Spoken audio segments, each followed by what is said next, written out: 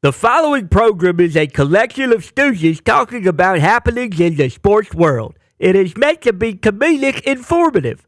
The opinions expressed on this show do not necessarily reflect the beliefs of their peers, their boss, or ESPN. There may be some cuss words because that's how humans in the real world talk. If you are young, please seek permission before watching any further.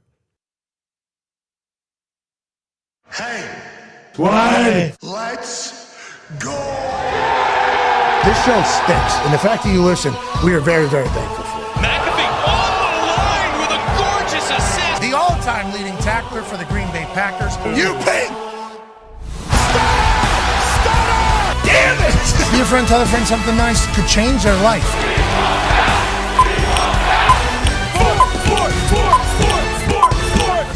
Hello, beautiful people, and welcome to our humble abode, the Thunderdome.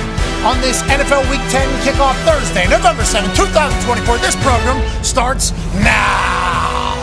Football! It is awesome, and obviously there's been some action over the past couple of evenings that have been electrifying, and we're all appreciative of them playing on Tuesdays and Wednesdays. But tonight, Thursday night, is the launch of a new NFL weekend. A new slate of teams, new storylines being developed. Which teams are potentially going to go to the Super Bowl, and which teams are going to the crapper? Ooh. Trade deadline day has already passed, so this team is what your team is going to be until the Super Bowl, if you have the opportunity to make it, which both the teams playing tonight do. An AFC North matchup will be on Prime. Thursday Night Football. Kirk Herbstreit, Al Michaels, Kaylee Hartung on the call with Carissa Thompson, Tony Gonzalez, Ryan Fitzmagic, Andrew Whitworth, and Big Sherm at the end of the table. It should be a fantastic evening as we are guaranteed a great game. Joe Burrow, this man right here. Now, he's been playing good all season long, but their records obviously do not showcase that because the defense hasn't been what everybody has expected them to be. Slow starts are very normal for the Cincinnati Bengals. This is just another ho-hum start for them. They inevitably usually are able to get hot and get climbing and get rolling. Gesicki's been dancing. Jamar Chase is obviously still a big-time weapon. They just traded for a running back in Khalil Herbert. Will he get the rock? We shall see. Taking on a man who has been a multiple-time MVP in the past, but he's playing his best ball. Lamar Jackson and that offense for the Baltimore Ravens are humming. They had 20 different personnel sets this past weekend, and they added another weapon before the trade deadline in Deontay Johnson. They're fun to watch. They're powerful to watch. They're quick. And on the defensive side, it feels like they're figuring it out. Yep. Bunch of new coaches over there because the last year's defensive regime ended up coaching the Seattle Seahawks this year. How's that going? I don't know. But the Baltimore Ravens are a team to beat in the NFL. Them and the Lions are who everybody's thinking could go to the Super Bowl. But can Joey fucking Burrow go in to the bank and steal one? They're 6-point dogs, 5.5-point dogs. Depending upon where you gamble at. ESPN bet, I believe it's a 5.5. Over-under at 52.5. Tonight's game should be electrifying, and we're pumped up about that. Now, the Talks Tables here at Boston Connor and at Ty Schmidt. Con man, feels like there's going to be some scoring tonight. How do you feel about that, especially as a guy who pieces together touchdown scoring parlays that are normally plus 20,000, plus 30,000, where you can turn a little bit of money into a big amount of money? That feels like a big night for you and other gamblers like you. Yeah, I feel fantastic about it. There are some key guys out. T. Higgins, I believe Isaiah Likely, both not playing. Those are two of my favorite go-tos. Hey, especially when you're not the number one option, those are the guys you want to lean towards. But this is why we play. This is why we watch. You watch because you want to see a Lamar Jackson on primetime. You want to see a Joe Burrow on primetime. We're not watching, Jake Hayner, who is no offense, could be the second coming of Lamar in a few years here, but we're not watching a backup Saints quarterback. We're not watching, maybe a guy that's trying to figure it out. We're watching two studs. We're watching kind of the top two, maybe two of the top five, we'll say, just because there are a lot of other primetime players. Yeah, I want to be safe here. Don't want to overstep your bounds. But this is exactly the type of game that you look forward to. Division matchup, division rival.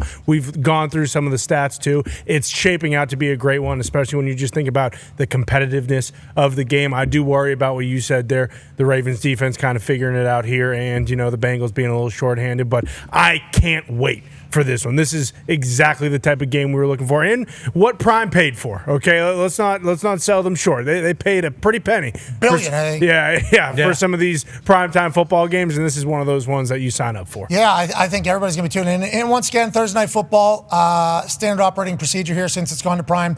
When they go to commercial, you can't do shit. No, you can't. You just got to sit there and deal with it. Eat it. Because what are you going to do? You're going to load another app to go watch? You're not. Because by the time that thing loads, you get out of there, reload Prime. We're already back on the game. You didn't miss anything. So Prime's got us probably tonight for a good 4 hours straight. That is probably what's going to happen. New commercial. And we're excited about hopefully. Yeah. Hopefully there aren't. Yeah. I think we will have some new. Yeah, you're right. All those ones that were there for a bit.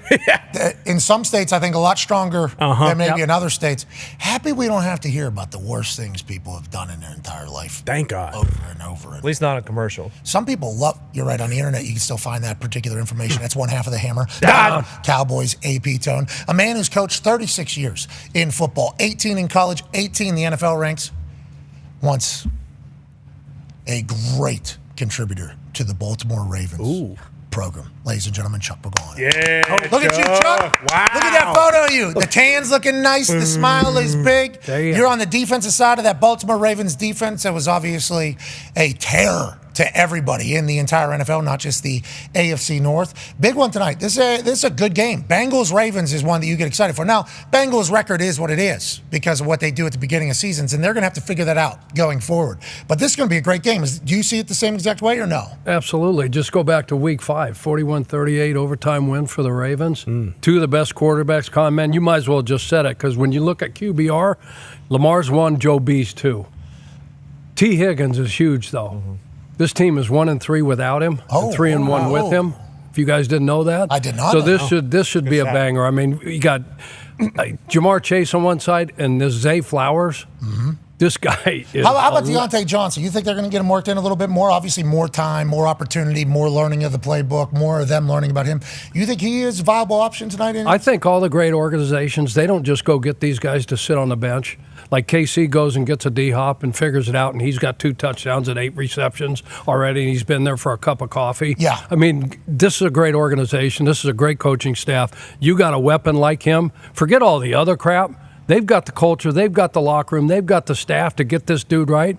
They're going to find a way to get him involved. Now, they got a ton of weapons. Isaiah Likely being out. They do have Kolar, I believe, as a backup tight end, right? But if Likely's out and you got this little jitterbug running around. Well, then you got, obviously, Zay is Zay, Bateman, take 2. Aguilar. Yeah. And then the King.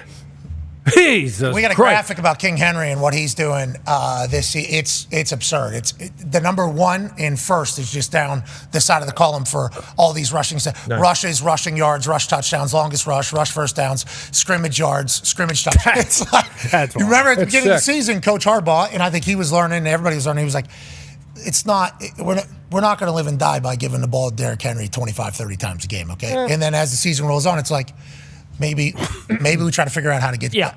This is why you don't say things.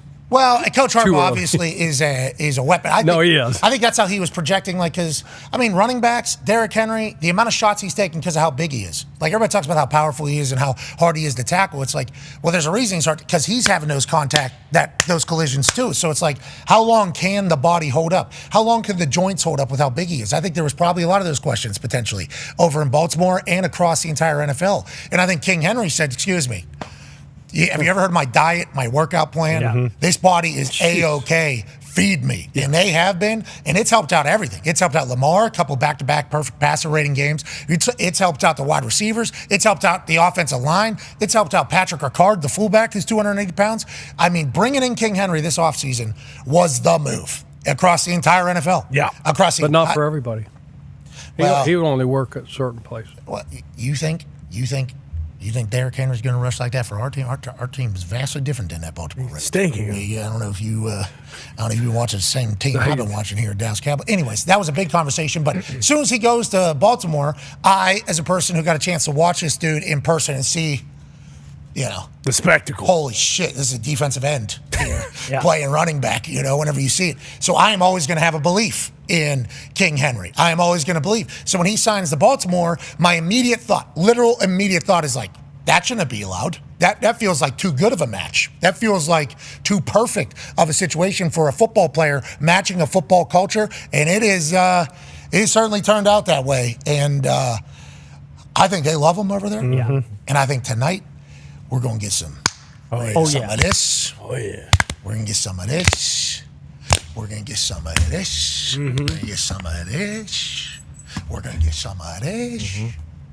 Then we're going to get Joe Burrow doing somebody. Oh, And then Justin Tucker's going to be back to kicking. Sure. Money Mac. Money Mac's going to be doing the same thing.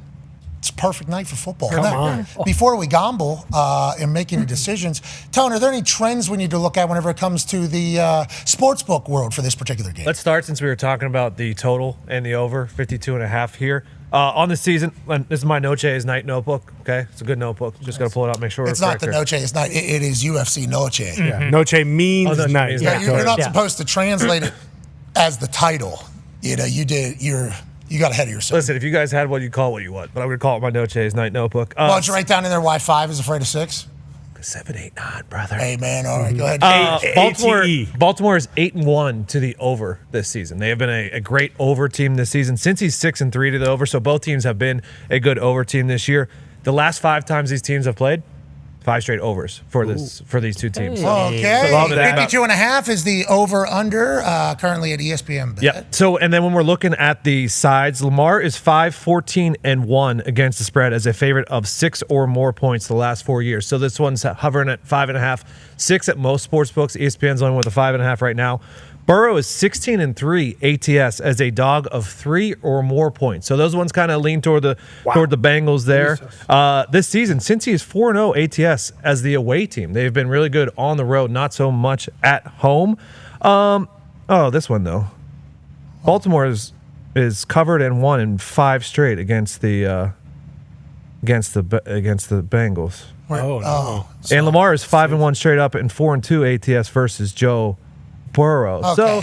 So you can pick and choose which one. Yeah, a lot of stats kind of contradicting each other there. That is kind of the name Cleaned it up of the for game. me. You can find a stat to make any argument. That one there feels like Lamar Jackson plays well against the Bengals. He does. We play well against these particular Bengals. We'll see later this evening. And, you know, it's not often you have the opportunity to share a stage with a guy who's been coaching football for 36 years. No. You know, 18 years college, 18 years in the NFL. I see you with the Colorado Buffaloes hoodie on. Boulder native. That's where he was born. Sure. Looks great. Obviously jacked up about the Colorado Buffaloes. Are they going to do it, brother? Is that the feeling over there? Okay. You look Is sweet. it the feeling? Yeah, you look sweet. Are look you sweet. shitting me? Yeah, those are the prime glasses. You look awesome. You look Hey, amazing. growing up in Boulder, Colorado, Pat, you know that. Boys know that, right? Early 70s, I mean, we were a wagon. Oh, yeah, The I remember Big that. Eight. Yep. I mean, it Those was were the days, Colorado, man. Nebraska, Oklahoma. I mean, 1, 2, 3 in the country. I'm not just talking good programs. But then we had a lull, and Coach Bill McCartney comes in. We win a national championship. I think in 90, 91. Of course. We With split Cordell? it. Yep. We split it with so Good yeah, year. exactly. Michael Westbrook. I mean, some dogs, right? Slash. Bieniemy, Slash. I mean, ton of players.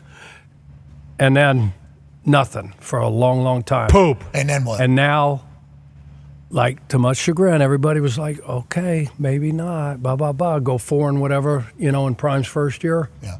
And now look what they're doing. They're the way going.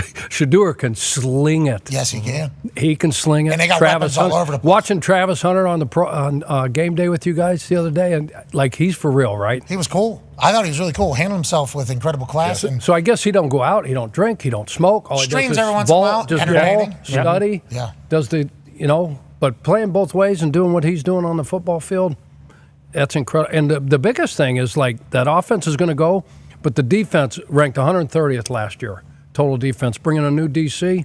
I don't know the guy's name. I apologize for that. I should know that. Yeah, you They should. got Sapp over there now. Damian Lewis, 2X, former Hurricanes. Shout out. Coaching it up on the defensive line over there, but they're like ranked 60th now, 64. So they've improved immensely Yeah, on that 100%. side of the ball. So things are buzzing in the Rocky, in the Flatirons, in the foothills. Remember, I The grew up. foothills. Remember, There I it grew is. up in the Foothills. foothills. Yeah. So the foothills are those kind of smaller ones. Yeah. Leading up to those flat Yeah, irons. right. You're doing this with those sunglasses.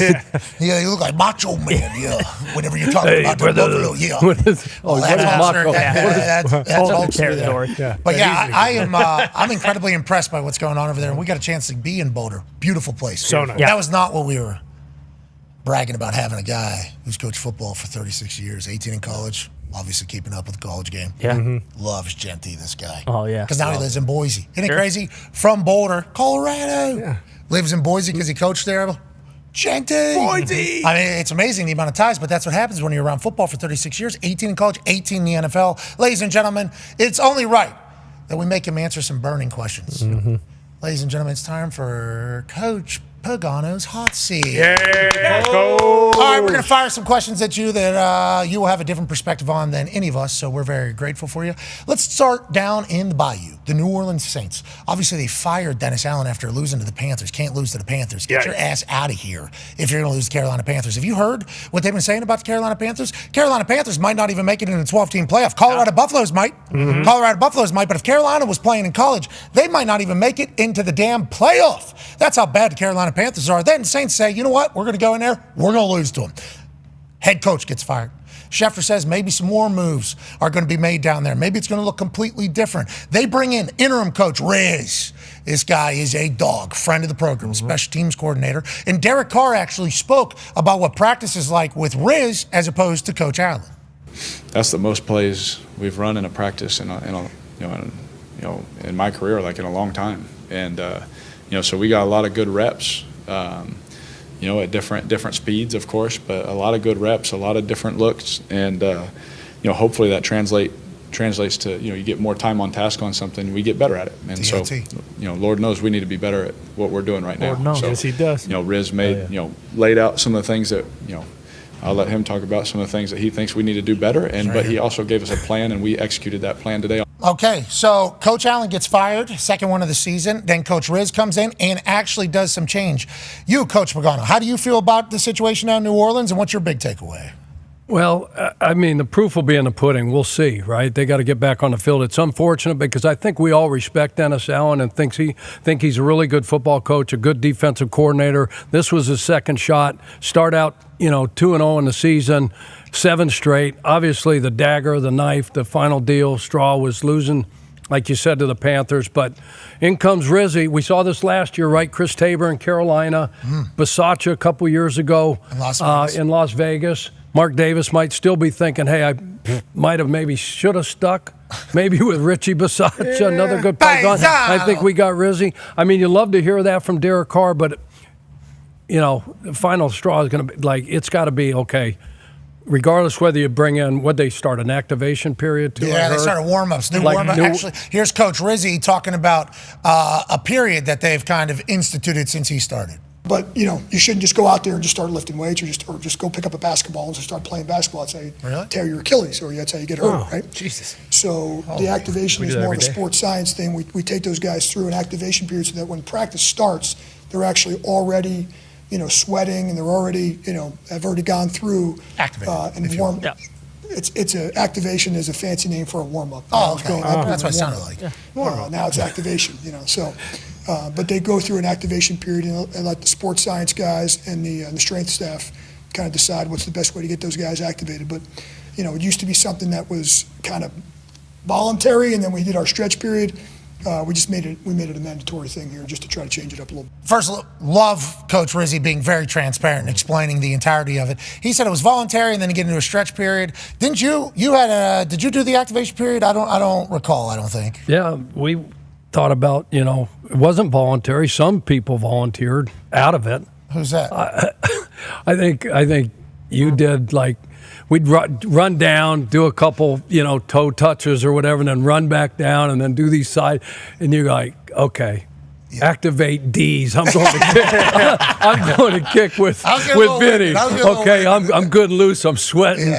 No, but I think that's pretty routine now. You go to any practice in the National Football League, you're going to see probably all 32 teams doing some type of activation to get going. But it feels like Coach Riz is saying, hey, listen, we're all warming up, okay, for practice. Guys kind of rolled the ball out there a couple different times. We don't want to do that.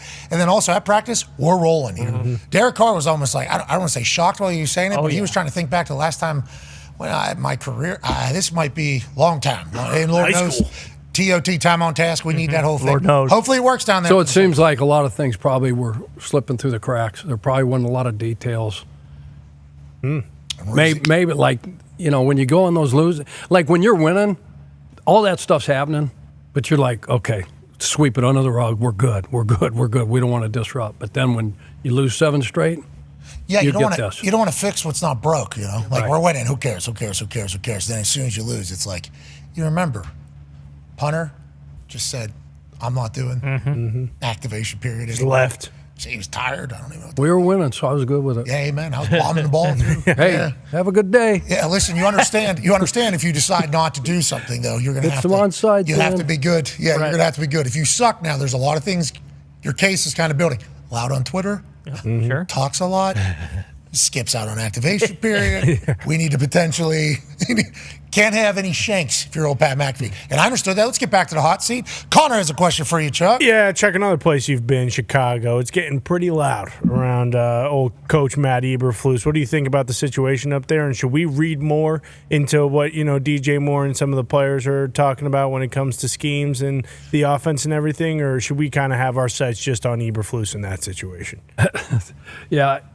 I mean, this thing 2 weeks ago, before the Hail Mary. It was all good just 2 weeks ago. Week ago. We're not even close to this conversation. I mean, Zito, every week I come in here, I've never seen Zito light on his feet like he was. I mean, with anticipation. Wait a minute. So excited. He's floating around here like Peter Pan. Yeah. He's so fired up about his Bears. He was levitating on my feet recently. You were floating. He didn't say light on your feet. The hell? Stop it. He meant like floating from joy. You stop it. Hey, so we got an Hail Mary, but I think part of the problem, Con Man, came when they're down on the goal line, right? And he elects to put an offensive lineman in and hand him the football in that same game against Washington. Yeah. And what happened? Fumble, right? And all we talked about at the end of that game was what? The Hail Mary, right? Tyreek Stevenson, blah, blah, blah. But I don't know if any ownership was ever taken on that. Maybe it was. I might have missed it. We probably should have had, the ball in Caleb's hand, our number 1 overall pick or whatever. Try to score down there. Yeah, but what about the French? So you couple that. You couple that. And last week with the, right before the halftime, the 50-yard run that the They Cardinals throw 2 had quick passes to the sideline, right? They got a timeout, so you got to defend the whole field. Now you got a 3rd and 5, and this thing breaks off on you. Yeah, there's a lot going on. And then number 2's walking off the field, and the play's still going on. Oh yeah, and I guess he tweaked his ankle. So it's a horrible look, right? It's a horrible look. Yeah. And then when they ask him, and you can read whatever you want to read into that. I don't know if you thought there was much to DJ Moore's answer, but it's still there. It leaves the door open for all of us to sit there and go, holy crap. And then if you look at their schedule moving forward, oh, buddy. Anytime these tweets are being put out about you, that is when you know it's bad. And Eberflus knows you got to win, especially in Chicago, massive city, great sports fans. Haven't been good in a long time, but had number 1 overall pick, a lot of hype, had some moments of greatness. If that continues to go to the South, people are going to expect a little bit of a change, and that's a real hot seat. Yeah. Let's get back to Coach Pagano's hot seat. Tone has a question for you, Chuck. All right, Coach, I got a situation for you, okay? You're 10-point dogs on the road. You just score with 27 seconds left. Extra point ties it. 2, you could go for the win. What do you do in that situation? I'm talking about the Chiefs and Bucks from Monday Night. Yeah, I figured as much. Chiefs and Bucks, and the quarterback for Kansas City is Mahomes. Patrick. And I believe Pat and Tone, I believe Toxic Table that he's like 1,000-0 in those situations, pretty much. Hashtag that. And I saw him with 13 seconds against Buffalo a couple years ago, right? Yeah. To force overtime and eventually win in overtime. I think I'm probably going to go for 2 in that situation. Now, what could have happened better maybe was if we run the clock down, all right, and leave less time on the clock. Say it's less than 10 seconds, and then we've got a 4th and go, and maybe there's 2 seconds, and you take the lead, and you leave Kansas City with less than 10 seconds. You feel a lot better about that scenario. Anything over that, you don't. But I just looked at, we just were on the field for 11-play drive. I'm watching Kansas City's defense right after we score that touchdown. We got hands on hips. How does it go, Pat? We got hands on hips. They're tired. They were tired. They were gassed. They were totally gassed. So, I mean, if you're going to go steal one, let's go steal one. I think if you took a poll right at that second, if Coach Bull, and I love Todd, we work together. He's a smart coach. We all a great have defense. massive respect. Yeah, massive respect, right? And those moments, and hindsight's always 20/20, so it's so easy for us to sit up here and say, oh, you should have, you could, you blah, blah, all that crap, right? I got second guessed more than anybody in the National Football League during my time. And I gave a lot of people, reason to second guess. But not on purpose. Baby. We were trying. No, absolutely. Always good intent. But if you were in that moment, if you're going to pull the whole side, sideline and say, hey, what do you guys think? Go for 2. Let's get the hell out of here one way or another. Especially on prime time. Yeah. Time, like Baker's Baker. As soon as he loses the coin toss, This he is knows. classic. Yeah, Baker. We lost. Mother. Thank God. Happy Yeah, we we'll- take the extra we'll point. defend. I guess we'll Whatever take it that side. way. Did you see Hussey? Hussey. Oh, sorry, Hussey. man. You guys want the ball, right? Yeah. Okay. It's been fun, Bake. Hussey's the man. There's some refs out there, and once again, there's Travis Kelce with having his own record-breaking night. 14 catches, 100 yards, no touchdowns. Not great for fantasy. Need him to get in there. Please, Travis. He's been on our fantasy team as our starting tight end since the beginning. Sure. And we've stuck with him. There's a lot of times a lot of people are like, he's not getting points for you. You need to get him out. Like, he's Travis Kelce. Thick and thin. You know what? And the other guys perform better when he's out there. Even on a fantasy team. Amen. Right. So we're going to keep going. If he could have just got in the end zone, it would have been great. But he's thinking the same damn thing. Actually, you know what he's thinking? Did we win? Who cares? Bingo. For sure. That's Travis Kelce. Still lead blocking. Lead blocking. I saw that. He's being put into positions to be the crack, the block, to spring things. It's like that hasn't been Travis Kelce football his whole career. No. But now he's gotten older, more successful, more wealthy, more popular. Now he's getting more gritty too. What a dog, dude. 34, 35 years old? Yep. Is that it is? I believe he's 34, yeah. Good haircuts. His haircuts come. Yeah, bring the stash back, man. Yeah, we need a Travador. Yeah, it looks fantastic. All right, last question for the hot seat from Ty Schmidt. Yeah, Coach, Chiefs, one of the teams that had a big splash at the trade deadline. But when you look at the whole trade deadline, in hindsight, who are the biggest winners and losers in your opinion? I think, to your point, D-Hop and I look at both ways. I look at the team and also the player, right? So between D-Hop, Washington getting Lattimore, and then Detroit getting Zadarius Smith, I think those 3 organizations won big time, and I think those players, each of them came from a 2-win team, I believe. So they. What happened with Lattimore's number up there in Washington? So I believe it's Rodriguez is a defender up there, a player that was wearing 23. And normally what happens, Pat, when these guys come in and they wear the same jersey number, those guys are like, okay, you want my jersey, it's going to cost you. Business. This kid says, well, I'm not going to – this guy's a veteran. He's a Pro Bowl player, four-time Pro Bowl player, and we've got a great player. I'm not asking him for anything. He's earned this more than I have. I haven't done anything. Hands the jersey over. Hands the jersey over. No, I thought that was so cool. I tweeted out on X, character and culture matter, right? Kudos to Dan Quinn and the front office brass for turning this thing around like that. How about them being buyers at the trade deadline? Unreal. Nobody would have predicted that. No. Yeah, absolutely. And the biggest loser, I mean, we know who that is, right? We don't even have to talk about it. Who? Who's that? Who? Cowboys? I think the team with the star on their helmet. Wow. Mingo, good young player, right? I think he was Carolina's number 2 last year in 2023 draft, right? I was looking at some numbers. Like you say, boy, I think he's, since 2000, I'm going to try to get this right. Since the year 2000, receivers with 50-plus catches, right? Oh, no. I don't think you're going to get it up. There's 526 in this pool. Okay. Since 2000. Since And 2000. and his yards per catch average was 0.75. Oh, don't say Is that good? It was 526. Oh, no. 526. So at the start of his career, he's the worst. He's the worst player Since 2000. Since 2000? Just all of football? So they just, yeah. He's the worst All of receiver football. since I mean, the year 2000. we could probably. CFL. Are we sure? Jonathan Mingo's is 33rd team. Okay. Jonathan Mingo's 0.75 yards per route run is dead last for any wide receiver that has caught 50-plus passes since 2000. 526 out of 520. That's not his fault, though. Yeah, he's running drag They're routes. telling him what to do. They're telling him what to do. Cowboys are going to draw. He's not trying Yeah, to he's going to take the top off the defense. Mike McCarthy's going to have that pen going like this. See that? Get going. See that? But when you look at D.O., what does he always say? Orlovsky? Yeah, the problem with the Cowboys' offense. Oh, They're just running straight. We don't need it. Last time I saw him do a deal, right, Boom. they just run. this guy This was makes a hell of an catches. effort. This ain't his fault. Exactly. That is a phenomenal catch. I mean, that ball was unbelievable catch. way behind him.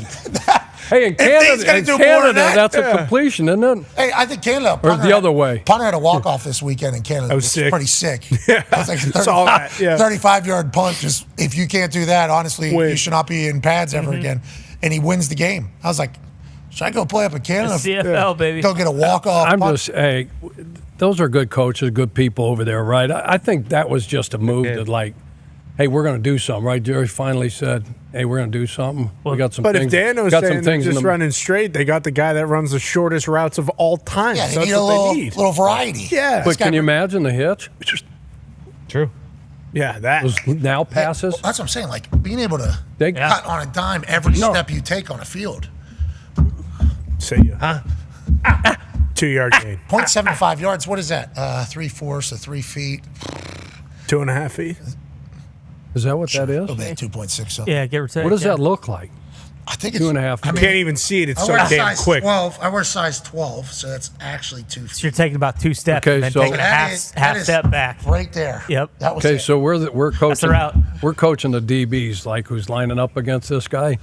If you give any, if you give any ground this week on Mingo, Are we jamming him? No, that's actually deep coverage on him. Yeah. Yeah, that is. let's your play body. off. Let's play off. Let's bail. Maybe put a D tackle in whose body is bigger than 2.5. Smart. 0.75. Then he just walks off the field. That can't play today. Shit. Joining us now, that's not his fault, once again. No, the body control we just saw out there, too. It's a great catch. Yeah. He got thrown out of bounds. He did. Incredible. Joining us now, ladies and gentlemen, is a man who is a general manager in the NFL, a multiple-time Super Bowl champion, a TED talker, a podcast host, a live show host, and an email newsletter founder in the Daily Coach.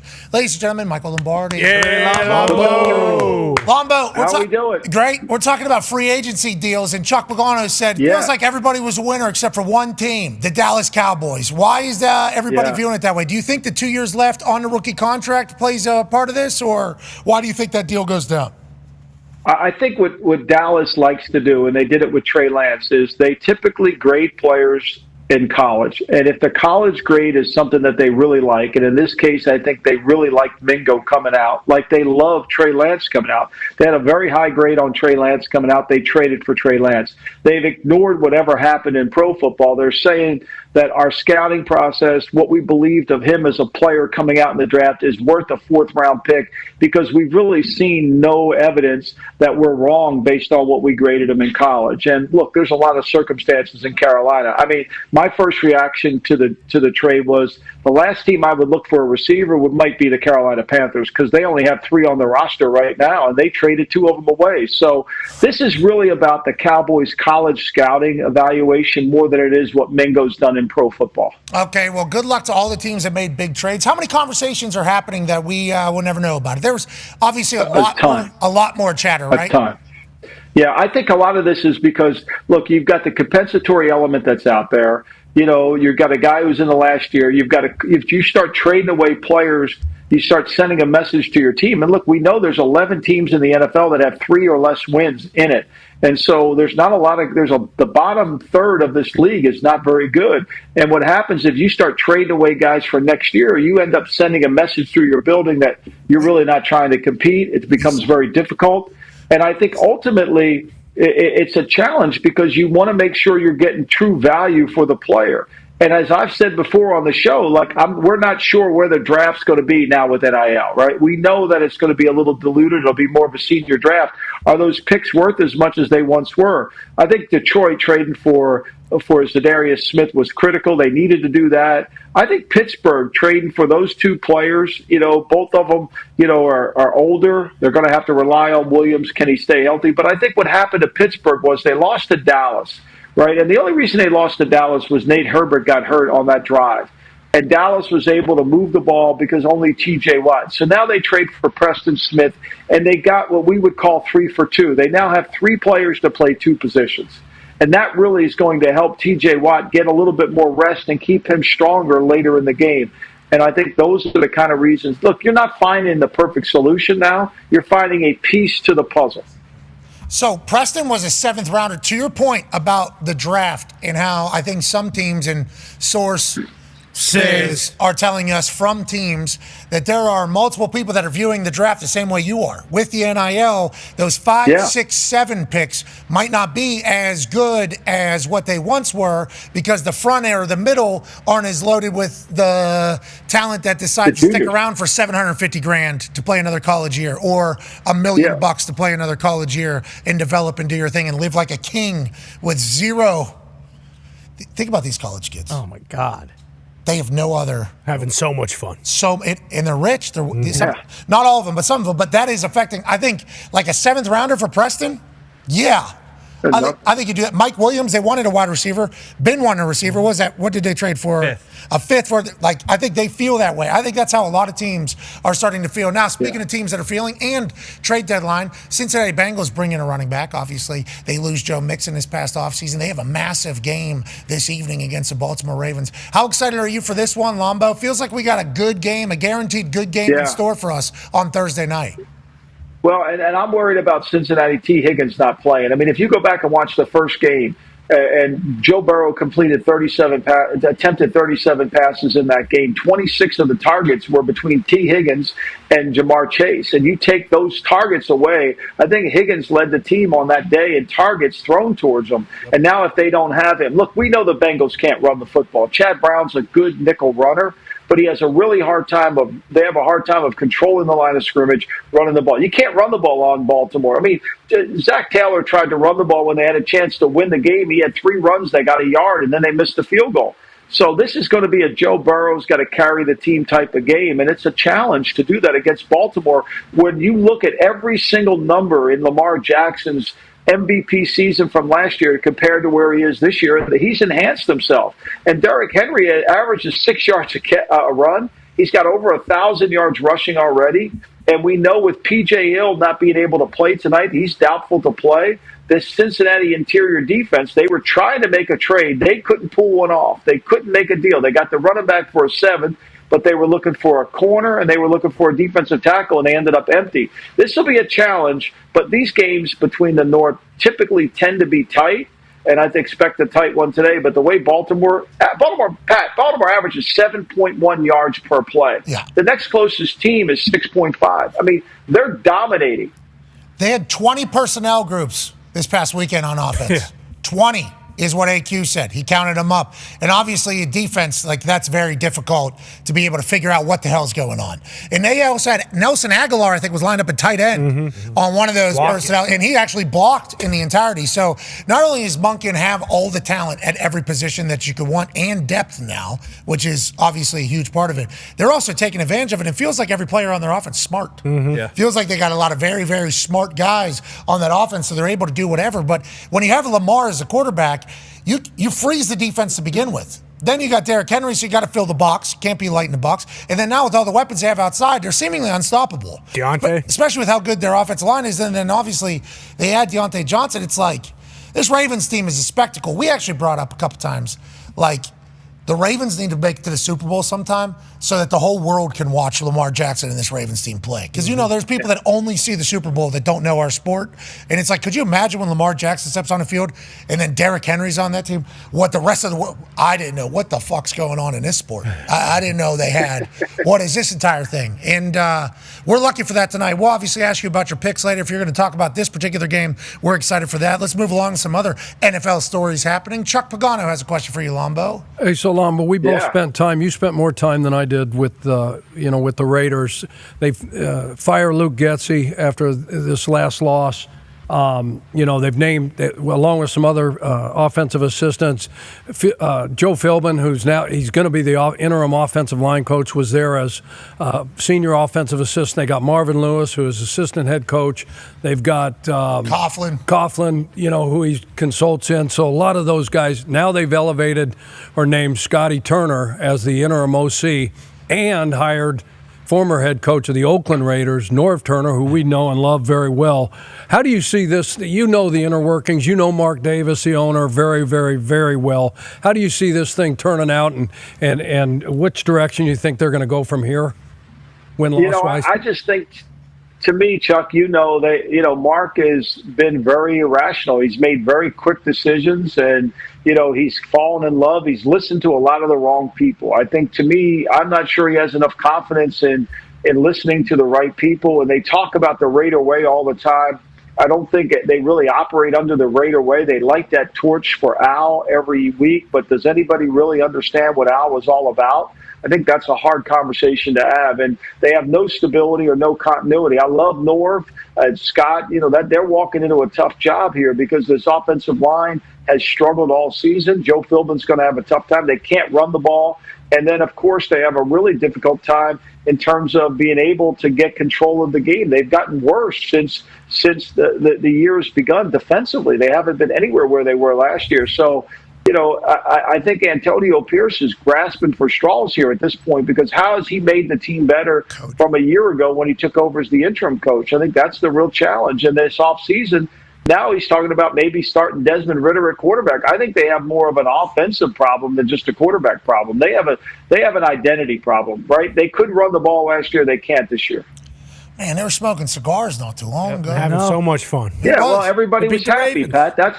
That's what happens. Everybody's happy. We're going to go to Dairy Queen. We're going to smoke cigars. Everybody's happy, and the players are happy. But now we're losing. Who's happy now? No one's happy, right? That's the problem. Look, I think it's hard to win in the NFL. You got to put a time in, And he's celebrating smoking cigars. It's great. Everybody's delighted. But I think Mark Davis has got to understand that, players play, coaches coach, and you're going to have to separate yourself a little bit from that. And I think that's been the ongoing problem at the Raiders. Look, there's been very little success since Rich Gannon led us to a Super Bowl in 2002. There's, 3 playoff games in that time, and they've lost all of them.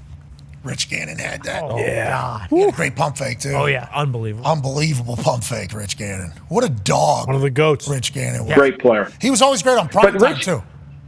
Rich made the team. Rich competitive drive, his competitive stamina brought energy to that organization that we hadn't had, and that was the most fertile time from 1999 when he signed until when he got hurt in 2003, and then that was the end of it. But since then, there's been no consistency, and they've just been and it's really sad for the NFL because the NFL is better when the Raiders are good. They really are. The Raiders, the team everybody loves to hate, the Pirate, the autumn win, all that. But unfortunately, I think Mark is just he listens and he reacts without any plan. Never confuse hope for a plan. They're hoping to win, not planning to win. Do you think that, him passing on Richie Bisaccia, who did a great job, right, as an interim coach, I think we'd all say, right? And then he doesn't, he goes to Josh, right, or whatever. I think that's yeah. That's right. what he And then Antonio steps in for this one, does a good job. The players lobby, Devontae, Max Crosby go and say we got to have. So he says, okay, I've messed up maybe with Rich. I'm not going to mess up this time. You think he regrets that decision, or? I don't know if he does. I think, to me, the problem is they don't have a chief figure-out officer in the building. They don't have anybody there that can tell them why they're losing and what they need to do. They don't have an identity. They don't have a philosophy. This whole franchise was built on size, speed. The Raiders, a commitment to excellence. We're going to be different. We're not going to belong to a combine. We're going to find players that have great size, speed. We're going to be the fastest team in the league. And there's none of this. I mean, this is like what happens to companies that transition from one powerful force to another that don't really understand what that person was all about. And I think that's the biggest issue with the Raiders. Look, even when John came in there with all those draft picks, when Gruden came in, they blew most of those draft picks. I mean, Crosby, the 4th-round pick, it was by far the best player that they drafted. They had 3 number ones one year and really washed out on all 3 of them. None of them are on the team. They've had holes in the draft. They took Tyree Wilson over Jalen Carter last year in the draft. That was another mistake 2 years ago. And I said this to the people that worked in the building at the time. Look, you work for an organization. You should take Jalen Carter because that's who he would take. Like, just ask yourself, who would Al take? Would he take some kid from Texas Tech who was injured, or would he take the best defensive player in the draft? I think the answer is pretty easy. Interesting. Anytime the baton is passed from founder to next, you always wonder what messages are going to make it through the transition and what traits of a team are going to be able to carry on. That Raiders team obviously trying to figure it out, have been trying to figure it out for a long time. It's not a bad time to be in the middle of a slump and not being able to have a CFOO, Chief Figure Out Officer, because your stadium's going to sell out. Yep. Because people are going to travel, right, to watch those games because they're in Las Vegas. And you're in the Chiefs division. They're in the middle of that dynasty. So it looks like, Raiders fans, the good news is you have about 10 to 15 years to figure this one out. Sure. Right. And Brady just got there. Yeah, and Tom Brady just got there. Yeah, you're right. I didn't even think about it. Yeah, look, let him go. Pat, I think the biggest mistake. Another voice. Chuck asked a really good question, and I think if Mark Davis looks back on, Jim Harbaugh was a Raider. His first coaching job was in Raiderland. He came in there and he loved the Raiders, silver and black. I think, to me, letting him go to your opponent, the Chargers, has to be a mistake that obviously Mark Davis has to regret, because he should have just transferred the authority of the organization over to Jim. Jim was a Raider. He always was one. That was his first team that he coached in. And I think, to me, now you're competing against Vegas. Now you're competing against Harbaugh, you're competing against Sean Payton, and you're competing against Andy Reid. That's a tough sledding. Him at the Sphere. Him with his glasses. Yeah. I went to the Sphere last night. Did you see this thing? And then his take on it and how he would motivate the team with needing to be each individual piece of LED that makes up that entire. One of those goes out. It's like a Christmas light back whenever you're younger. One goes out, they all go out. That's what the LED is at the Sphere. I was captivated by it. That would have been amazing. Him with Max Crosby, too. Yeah, and Wilkins. Wilkins going over there feels like the perfect Raider, and then the season obviously hasn't worked out. They got time, though. Speaking of time, are we in the time now of a couple teams that we could have never expected? Connor has a question for you. Yeah, Lombo, how do you feel about the Atlanta Falcons and the Arizona Cardinals? It seems like the Cardinals, they were kind of on the brink of starting over and getting rid of Gannon, and now all of a sudden they're leading the division, and the Falcons are almost running away with the NFC South with the Bucs being so banged up. Are we in the season now where both those teams might be in it at the end and could make some noise in the playoffs here? Well, start with the Cardinals. I think they're really a hell of a story. Jonathan Gannon's done a great job. They have great mental toughness as a team. They really do. They don't give up. They stay. They're down 10 points against Miami. They keep competing. You can't name 3 or 4 plays. Budda Baker's been sensational for them on defense. James Conner, to me, is an unsung hero. Typically, the Steelers never get rid of a good player or a great player, and Conner has been great for them. And I think Drew Petzing, their offensive coordinator at Arizona, deserves a ton of credit for designing a run game. They ran the ball down the Bears' throat. They were more physical. They're not a perfect team, but, boy, they play hard. They're a tough out. They came back from 10 points down against the 49ers on the road and won. They came back 10 points down against Miami on the road and won. That tells you a lot about your resilience of your team. And last week, if I would have told you Kyler Murray rushed for 6 yards and threw for less than 160 yards, you'd have said there's no way they beat the Bears. But they didn't beat the Bears. They destroyed the Bears. So I take my hat off to them. They've done great. I think Kirk Cousins has played really well, and this Atlanta offense has been very good, especially when they can get the lead. They didn't get it against Seattle, which is a problem. I still worry about Atlanta's defense. I'm not sure they're going to be. They had 3 sacks last week against Dallas. That's the most sacks they've had in a game. They have a hard time really covering. Every game's going to be a shootout for them, but their offense has played really well. I think, to me, they've done a great job. And Zach Robinson's done well. And I think Kirk Cousins, coming off the Achilles, is a top 5 player right now in the league. Top 5 quarterback. Top 5 interview, too. He was on yesterday. Mm-hmm. He is awesome. Such a weapon. He told a story about chasing down Aqib Talib in a Pro Bowl after throwing a pick and punching it out. And he said, I'm kind of underrated. You may be hearing some footsteps, and they may be mine or something like that. He is so comfortable seemingly down in Atlanta, and obviously we all witnessed and we all had our own opinions, and all of us kind of shared the same ones whenever they drafted Penix. It's like, why would you add any extra potential drama to the quarterback room when he hasn't been there? You got a new head coach. He doesn't know anybody down there. You just paid him $180 million, $130 whatever guaranteed. Why would you do that? We were all questioning everything, legitimately. And I think rightfully so. But then as you kind of watch it unfold, it's like Raheem Morris, dog. Mm-hmm. They make moves on the secondary before the season starts at free agency. Then on offensive side, they've awoken Kyle Pitts. And in Algier, Bijan Robinson's getting used a lot more. The weapons, Mooney's going banana. It's like, and Kirk is making all the right choices. He said, we started out 1-2 and everybody was getting loud. And then we just start rattling off some wins. Everybody's in. It's like clearly Kirk's team, it's like they've done a great job in an NFC South that is gettable. Oh, yeah. And I think they should be incredibly pumped about how quickly they've changed, just like the Commanders. Absolutely. This Commander shit is crazy, Lombo. Don't you think? Yeah, no, it's amazing. It's an incredible story because, look, you can make the case for Jaden Daniels being the MVP of the league because without him, would the Commanders be as good as they are? Think about this. I think they've scored in almost every single quarter. They've scored some points in 34 out of the 36 quarters they've played this year. They've been remarkable. I mean, their offense has been really good. They run the ball. Kingsbury deserves a ton of credit. But this Jaden Daniels has been far and above better than anyone could expect. When you look at his deep ball throwing, his playmaking skills, his ability to run the ball from the pocket and make plays. I mean, with that game against the Giants ended up as a 5-point game. But remember, they were kneeling down at the 1-yard line. Whenever they needed to move the ball against the Giants, like that throw right there was, they made the plays they had to make. And I think this whole culture in Washington, credit Adam Peters, credit Dan Quinn, they've done a really good job. They brought in a lot of good leaders on the team. Their defense is improving every week. I think the Lattimore addition, whether he plays this week or not with the hamstring, they needed to do that. Remember, they traded Josh Doctson to the Eagles, and basically what they ended up doing is they traded Dotson for Lattimore. When you break down the trade, they really didn't give up that much to get Lattimore, considering they gave up Dotson.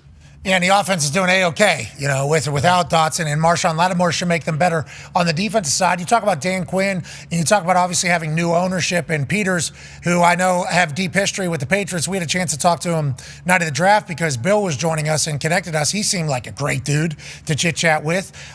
Whenever you think about Cliff Kingsbury, okay, and I've referenced this, and I don't know if he's still getting paid by the Cardinals or not. I have no idea. I assume he is because coaching contracts are the greatest racket in the history of sports, especially if you can get a head coaching one and then get fired, and then you're able to just be a professional golfer getting paid a head coaching salary for multiple years, and then you can go catch another contract or two other places as well. Hey, well earned, though. Well earned, coaches. Thank you for your commitment to ball. Thank you for your commitment to ball in this entire thing. Agreed. A lot of time. Cliff Kingsbury, though, he's going to be up for head coaching jobs, obviously, because he's done it before, so he understands what the role is being a CEO of a team. But is there a chance that he decides to just stay with the Cardinals because he has been a head coach before and maybe doesn't want to sign up for all the bullshit again? Yeah, I think he's and look, I think some college is going to want to talk to him too. Remember, he was at Texas Tech, he got fired, so he's now coming to pro football. Look, the one thing when you're coaching a guy like Jaden Daniels and you know you're going to keep him, you can say no to jobs. You don't have to take a job. You don't have to take a bad job. There's a lot of bad jobs that teams don't want to take because of the cap, because of the structure of the organization. I mean, it's going to be a challenge to win some places just because of the way it's set up. So when you're coaching a guy like Jaden Daniels or you're Ben Johnson coaching a really good team like the Detroit Lions, you don't have to take a job. You don't have to take a bad job. You're getting paid really well at where you are, and you got less pressure on you because you don't have to deal with the whole team. Agreed. I think some people believe that when a head coaching job is offered, there's only 32 of them. You're going to have to take it. But there's been people that have been picky in the past. There's a lot of offensive gurus, I think, right now that are very highly sought after. Ben Johnson, Slowick, Cliff Kingsbury's getting added to that list very quickly to be a head coach job again. Maybe he goes to West Virginia. That'd be a good move. He's in the area already. Maybe he's head coach of West Virginia if they decide to part ways with Neil Brown. I'm obviously not suggesting that. Sure. But maybe Cliff Kingsbury. He fit right into Morgantown. Maybe John Gruden. West Virginia. I heard Hey, both of them. Heard he's trying to get back into the entirety. But those jobs that are going to be open, I think there's a lot of names that are kind of starting to float around already. We're at that time of the year. Go ahead, Ty. Yeah, Lombo, I think a connection a lot of people make right now with Cliff is the Bears potentially because of his familiarity with Caleb Williams. But we were just talking about it with Chuck. What do you think ends up happening with the Bears? We've seen all the stats with Eberflus. Not great. Pretty much hasn't beat anybody. Yeah. And then also someone else that no one's really talking about other than, I know you love this guy. You've been talking about him quite a bit on the GM Shuffle. But Doug Peterson in Jacksonville. We just heard that Trevor Lawrence probably isn't going to start this week as well. What do you think happens with both of those openings? Well, not openings, but you get it. Let's start, Ty. Let's start with Peterson because I didn't say this. The owner did. The owner said this is the most talented team that he's ever been a part of. And when an owner says that and you're 2-7, the head coach is in a lot of trouble, right? I mean, that because the owner was expecting to be 7-2, not 2-7. So when an owner comes out and thinks the team's really talented and you don't win, then that tells me he's blaming the coach. So, look, the owner's got bigger issues than what the season record is. The long-lasting effect of losing. Now you're moving into a new stadium in Jacksonville. You're going to have to sell a bunch of PSLs, tickets, all that. You better make sure you got a program that's winning. Winning puts people in the seats. We know that. And I think, unfortunately, they haven't won. I mean, to me, I almost went out of my chair last week. You got 1:42 to go in the game. You got 1st and 10 at the 13-yard line, and you're throwing a wheel route into the end zone that gets picked up. Everybody can blame Trevor Lawrence all you want. You couldn't give the ball back to Philly with 1:04. Even if you scored a touchdown on that play, it's a bad call. Because now Philly's got more time to come back and beat you. You needed to run the ball there. Let the clock go a little bit. Let the clock go down. Try to put some pressure on Sirianni. Is he going to call timeout? Is he not? But when you're just so busy calling pass plays and ignoring it, it affects your team. And nobody's going to blame the situation on that. Oh, it was an interception. No, it was that call should have happened. That's why when Jim Harbaugh's coaching a team, that call doesn't happen because he's managing the game. And I think that's really an issue. And I think that's going to be a problem down in Jacksonville. For Chicago, I mean, look, Chicago's always done this backwards. They hired John Fox. They picked Trubisky. You know, they have Matt Nagy. They picked Justin Fields. And the next year they make a coaching change. Like, there's no continuity with what they're doing. And I thought Eberflus did a hell of a job keeping the forces together last year. But you know, when I watched them this year against Arizona, they got pushed around. And, you know, I'm not sure they're at the level. I think, to me, their biggest issue in Chicago is the lack of offensive line. I've said it all offseason. I don't think they can control the game. This whole idea we're going to throw to win. Look, I know this about the National Football League.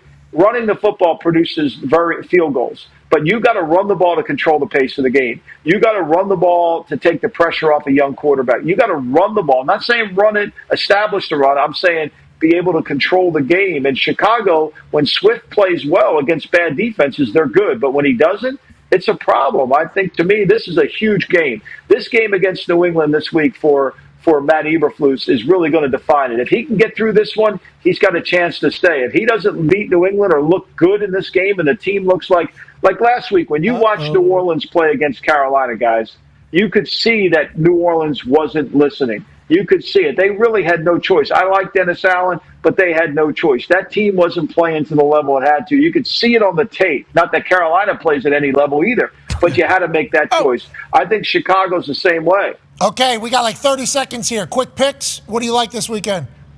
I think the Eagles are playing really good. I know Jalen Hurts was out, but I think 6.5. I think this Cowboy team with Cooper Rush, I think it's going to be hard. They can't run the ball, and the Eagle defense is playing really good right now. All right, we appreciate you. Ladies and gentlemen, multiple-time Super Bowl champion, Paisan Michael Lombardi. Hello. This hour has been presented by Ram Trucks and powered by the new 2025 Ram 1500. All the power you need, the luxury you want, and the capability you deserve. In the next hour, we got week 2 of the hashtag Ram Trucked contest. A lot of good entries. Yeah. Uh-huh. A lot of good entries. Starting to pick up a little bit. People are watching college football games, seeing a massive legal hit, whether it's somebody running somebody over, somebody tackling somebody, somebody blocking somebody, whatever the case, and they're using the hashtag Ram Trucked, putting the player's name, the game, and the time of the game so we can go pull it. We had 3 finalists this week that'll take on the reigning hashtag Ram Trucked champion, which is the Mount Boom. My man Austin from Mount Union. So that's in the next hour. So is conversation with AJ Hawk, Jelly Roll, who's performing here in Indianapolis tonight. He's stopping by. And we got Josh Allen in 2:30 Eastern. Today should be a good one. Shout out to Ram Trucks.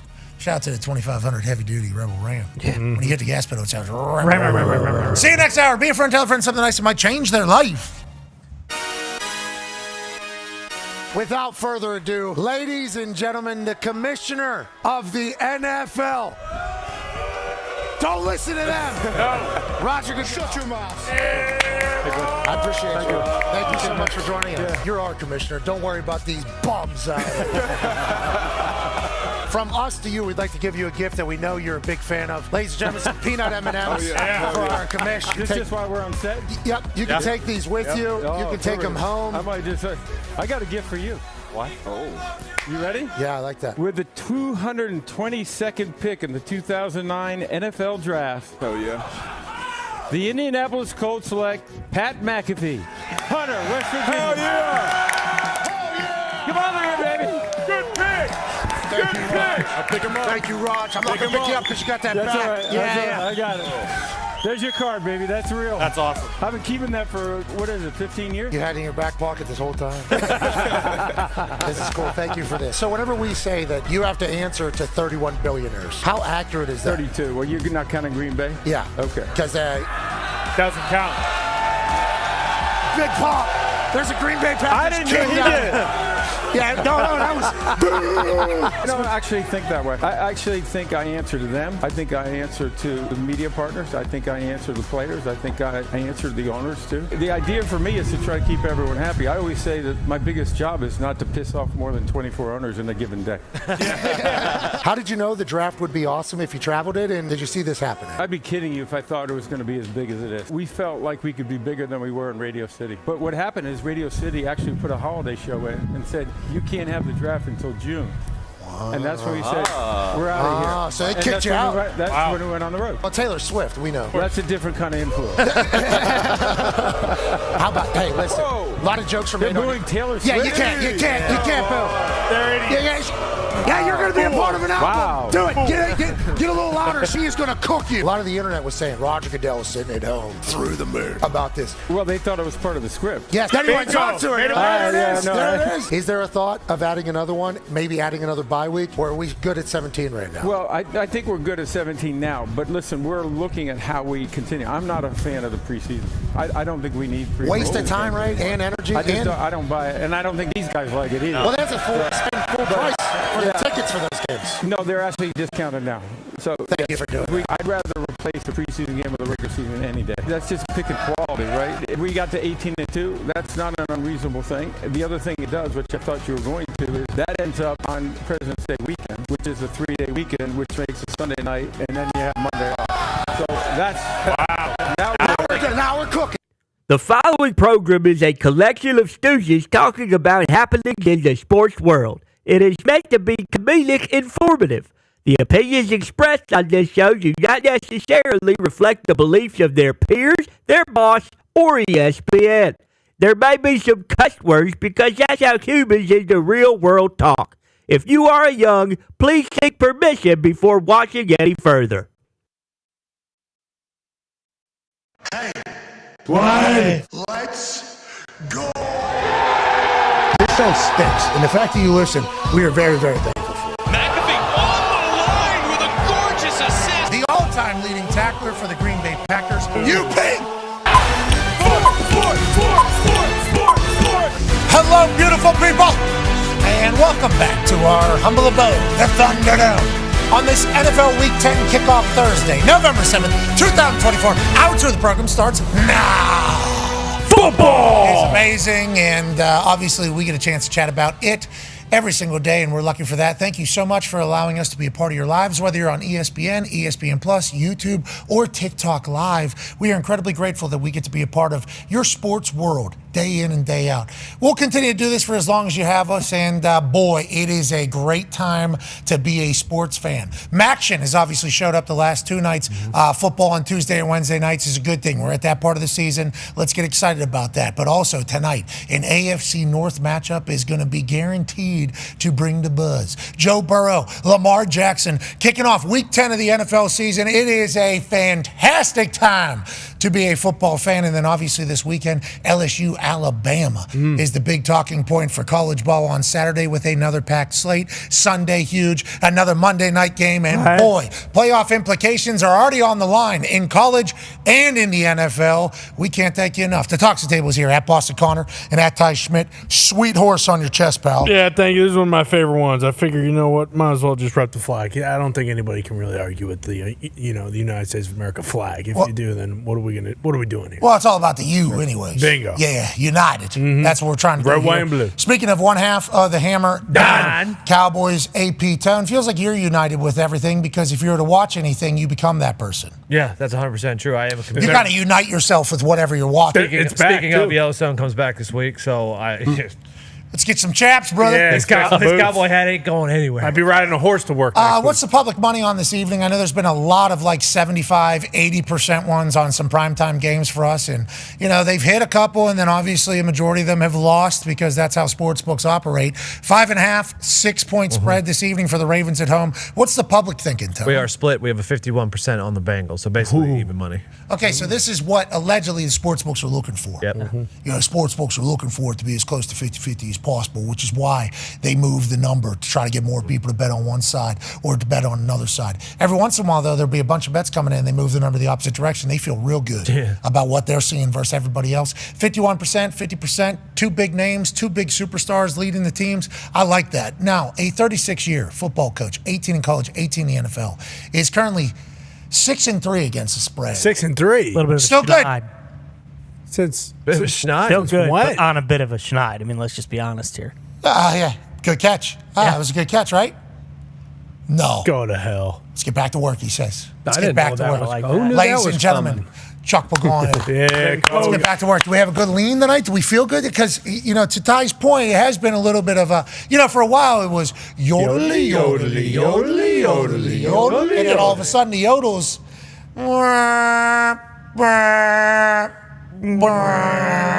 Mountain's still there, though. 6. Yep. Yeah. But we've had a couple now not coming down good. this way. Are we trusting the climb Are we in still? the Flat Hills? Are we back in the Flat Hills?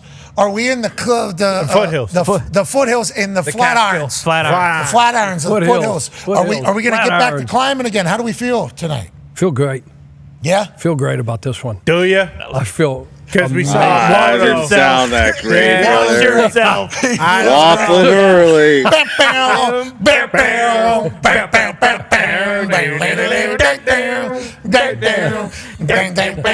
right, joining us now, ladies and gentlemen, is a man who's a college football national champion, a Super Bowl champion, a Ryder Cup winner, and a man who lives in the swing state of Ohio. That's right. Ladies and gentlemen, the face of it, the president of Ohio, AJ Hawk. Yeah. AJ 6-3 for Chuck against the spread. I don't know what we're believing, what we're not believing. He feels good about tonight. How do you feel about tonight and Chuck? I feel pretty good about where I am leaning right now. No waffling on my part, but I do like to hear Chuck's whole presentation and where his brain is at before I ever make my final decision on this game. You're an Ohio guy, so obviously we know who AJ's picking. Yeah. Oh, I'm getting 5.5. 9 6. points, right? I thought it was 9. I thought you meant Tuesday. 9. That's over, obviously. We know which way that whole thing went. But AJ, the 5.5, I believe, is what the actual spread is at ESPN Bet. You can find it at 6 as well. I can already hear you going, I'm getting Joey Burrow and 5.5 points. Yeah. Come on. Okay, that's how I feel. But the worry about the Bengals is what? The defense, right? And the Baltimore Ravens offense is the most efficient, most prolific they've ever been, seemingly at this point. Yeah, I'd say. And I think for some reason, like the Ravens are kind of flying under the radar. I heard you say, like, holy shit, Lamar Jackson, the Ravens need to go to the Super Bowl. 6.5 is now. Wow. What? Why does it change? That's just because of money coming in? Got to be Ben Cincy, right? Yeah, because 51% on the Bengals. No. So weird. That's so weird. That is a weird. That's a weird move. It's only weird because it's the only sports book that's moved, and they went from 5.5 to 6.5. Everyone else is still at 6. Okay, so ESPN Bet heard what? Us probably doing. They know something. They probably heard the tea leaves. They probably heard the trends, and they were like, "Holy shit, I don't know what that is." Saw Chuck in that Ravens T. hat. Higgins is doubtful, so maybe somebody knows that he is definitely not playing. So was that maybe we should look into that? Is there a thought though that we told the ESPN Bet people in the first hour of the show that they were the only ones at 5.5? That could be. And yeah, you're the only one. And they heard that, Everybody else is at 6 right now. Oh shit! We got to take it. We got to. That's obviously not possible. Obviously not the way things work, not the way things go. We have moved lines before. There was some conversation that has taken place on our program, which people don't talk about. We got some real depth. Not a lot of it. There's a deep end of the pool, though. Yeah, absolutely. Yeah, there's the ocean. We hang out in the shallow end, but every once in a while we'll go far from the cannonball. Yeah.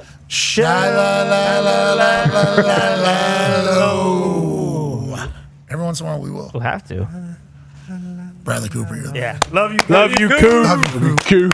It's go Eagles this weekend, brother. Hey, big one. You're a running back. Go jumping over Birds. people backwards. Don't ever forget it. So you're not worried really about that Cincinnati Bengals defense this evening? No, I'm more worried about how explosive this Ravens offense is. I think any defense has a tough time stopping this Ravens offense when they're actually rolling, when guys are healthy and things going well for them.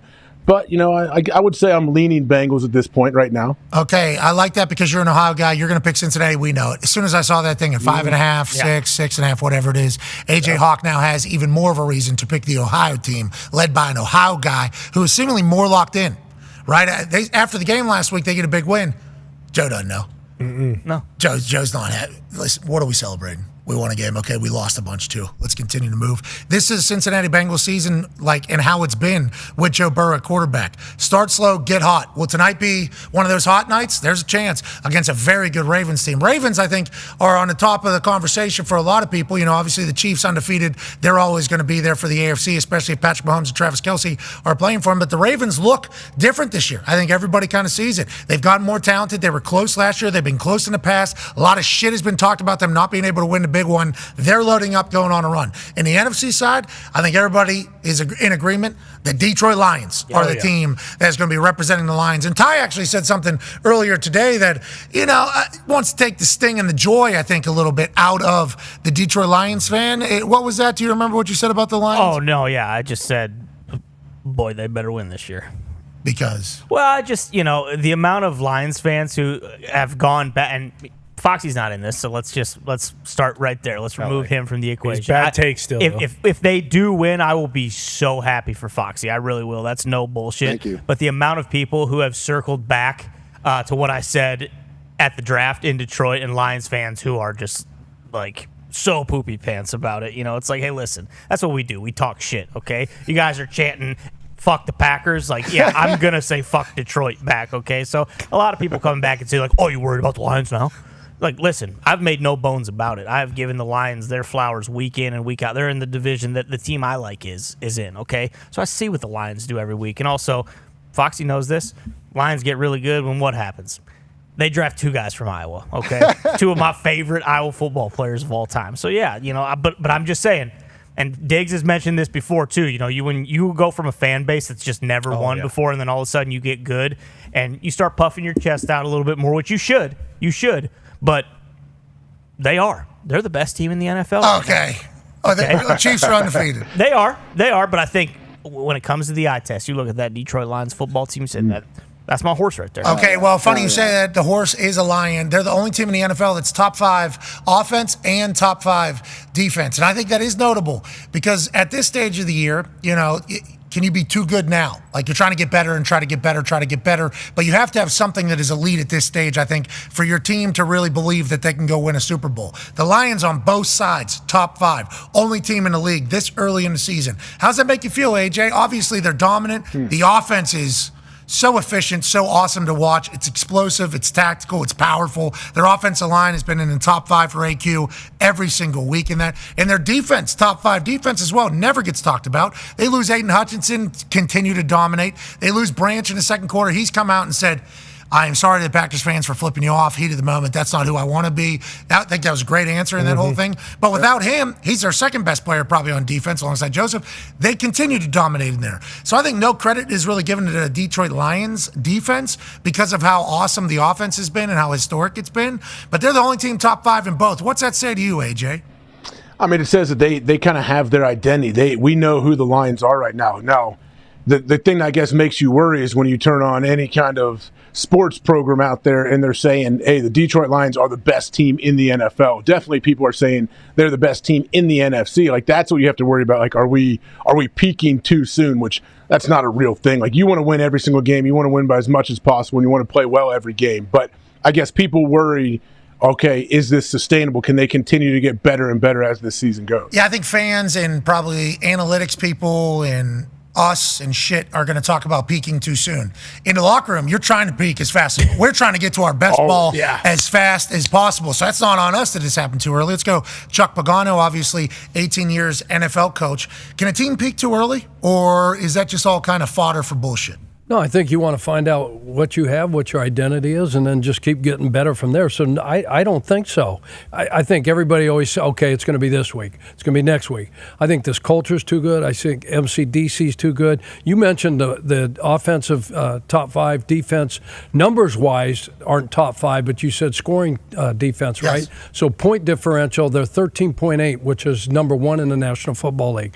Big difference for this is Aaron Glenn's done a great job on the defensive side. They pick up Zadarius Smith, obviously, at the trade deadline to make up for that lost pass rush with Hutch out.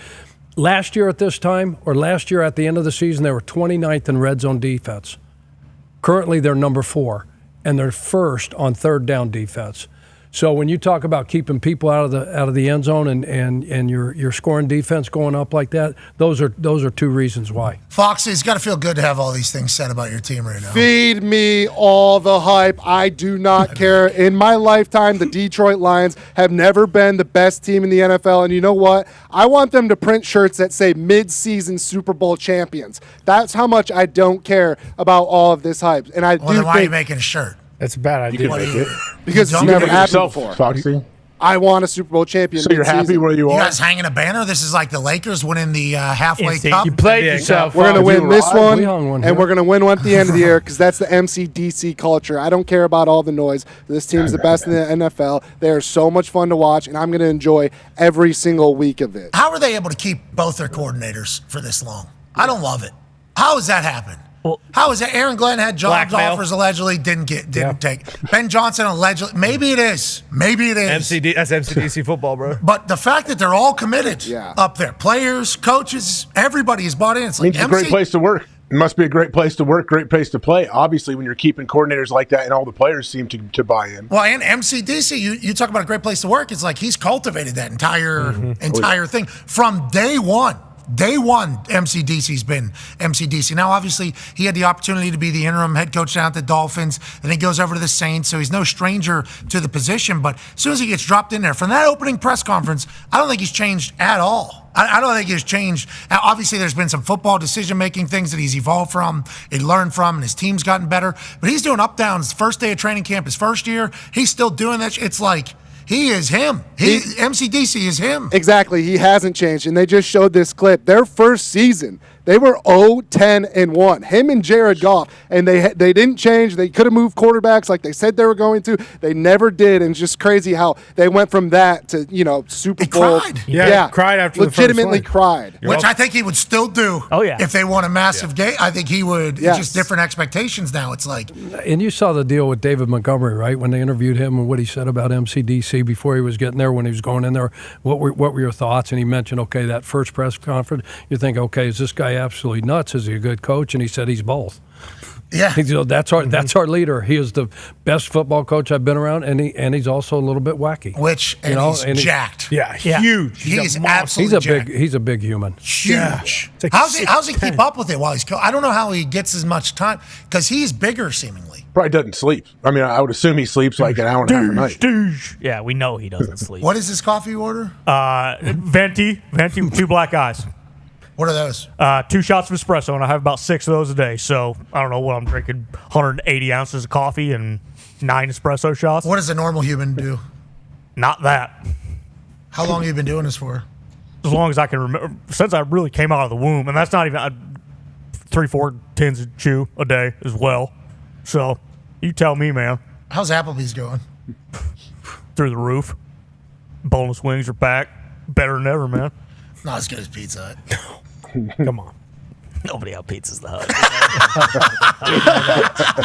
But it's true. Put you a little bit of a pickle there. Yeah, you did. But I think with the Lions, too, like, everyone always talks about it, how, like, you want to be physical and you want to be tough. Like, it's the NFL. But you see how, like, when you actually have a guy like Dan Campbell and, like, Vrabel, like, those guys are tough guys in real life. And, like, their teams really do embody that physical toughness. And, like, it's just when they play other teams, it's so evident that oh, this team is not as tough and they're not as physical as they are. So that's something I don't think like any actual tough person says, right? Everybody just kind of understands like this is actual tough guy. Here, this is a real tough guy. Let's go to Coach Harbaugh. He was on a microphone again. We need this to happen more often. He's with the Chargers. Obviously, the Chargers are going to be great at football, we think, for the entire tenure of Jim Harbaugh being there. He's at the mic again, and AJ, I can't wait to get your thoughts on his game strategy and game management. That order and are coming up. Yeah, the middle of the season is always critical that way. Like Bill Belichick talks about the middle eight in a football game. I mean, there's a middle eight in a season too. You could break it down, that way. 6, 7, 8, 9. I mean, those are important games. The only joke I know is why was 6 afraid of 7? Because 7, 8, 9. 6, 7, 8, 9. Those are big games. Bars. That's a pretty good joke. And then he immediately in his head goes, nailed it. Yep. Nailed it. Yeah. Absolutely nailed it. He is always himself, though. This is exactly like MCDC. It's just like how Vrabel was. Like, Jim Harbaugh is always Jim Harbaugh, and he's won everywhere. Is he going to be able to get the Super Bowl at the Chargers, you think? Absolutely. And as a play, absolutely. Joey Ortiz, the GM, they're connected at the hip. They're from he's going to get it done. But as a player, as an assistant coach, the best play, like these type of guys we're talking about, MCDC and Jim Harbaugh, John Harbaugh, like every day that you walk in the building what you're getting. To the point about he's been that way since day one presser when he's talking about biting off kneecaps. Jim is Jim. Jim ain't never changing. Who's got it better than us? Nobody. But as a player, you don't want to walk in, hey, Jekyll and Hyde. Like, who are we getting today? Are we going to get this asshole today, and he's going to be, or are we going to get? No, you want a guy that's steady, that's upbeat, positive, gives a shit about you as a player and as a coach.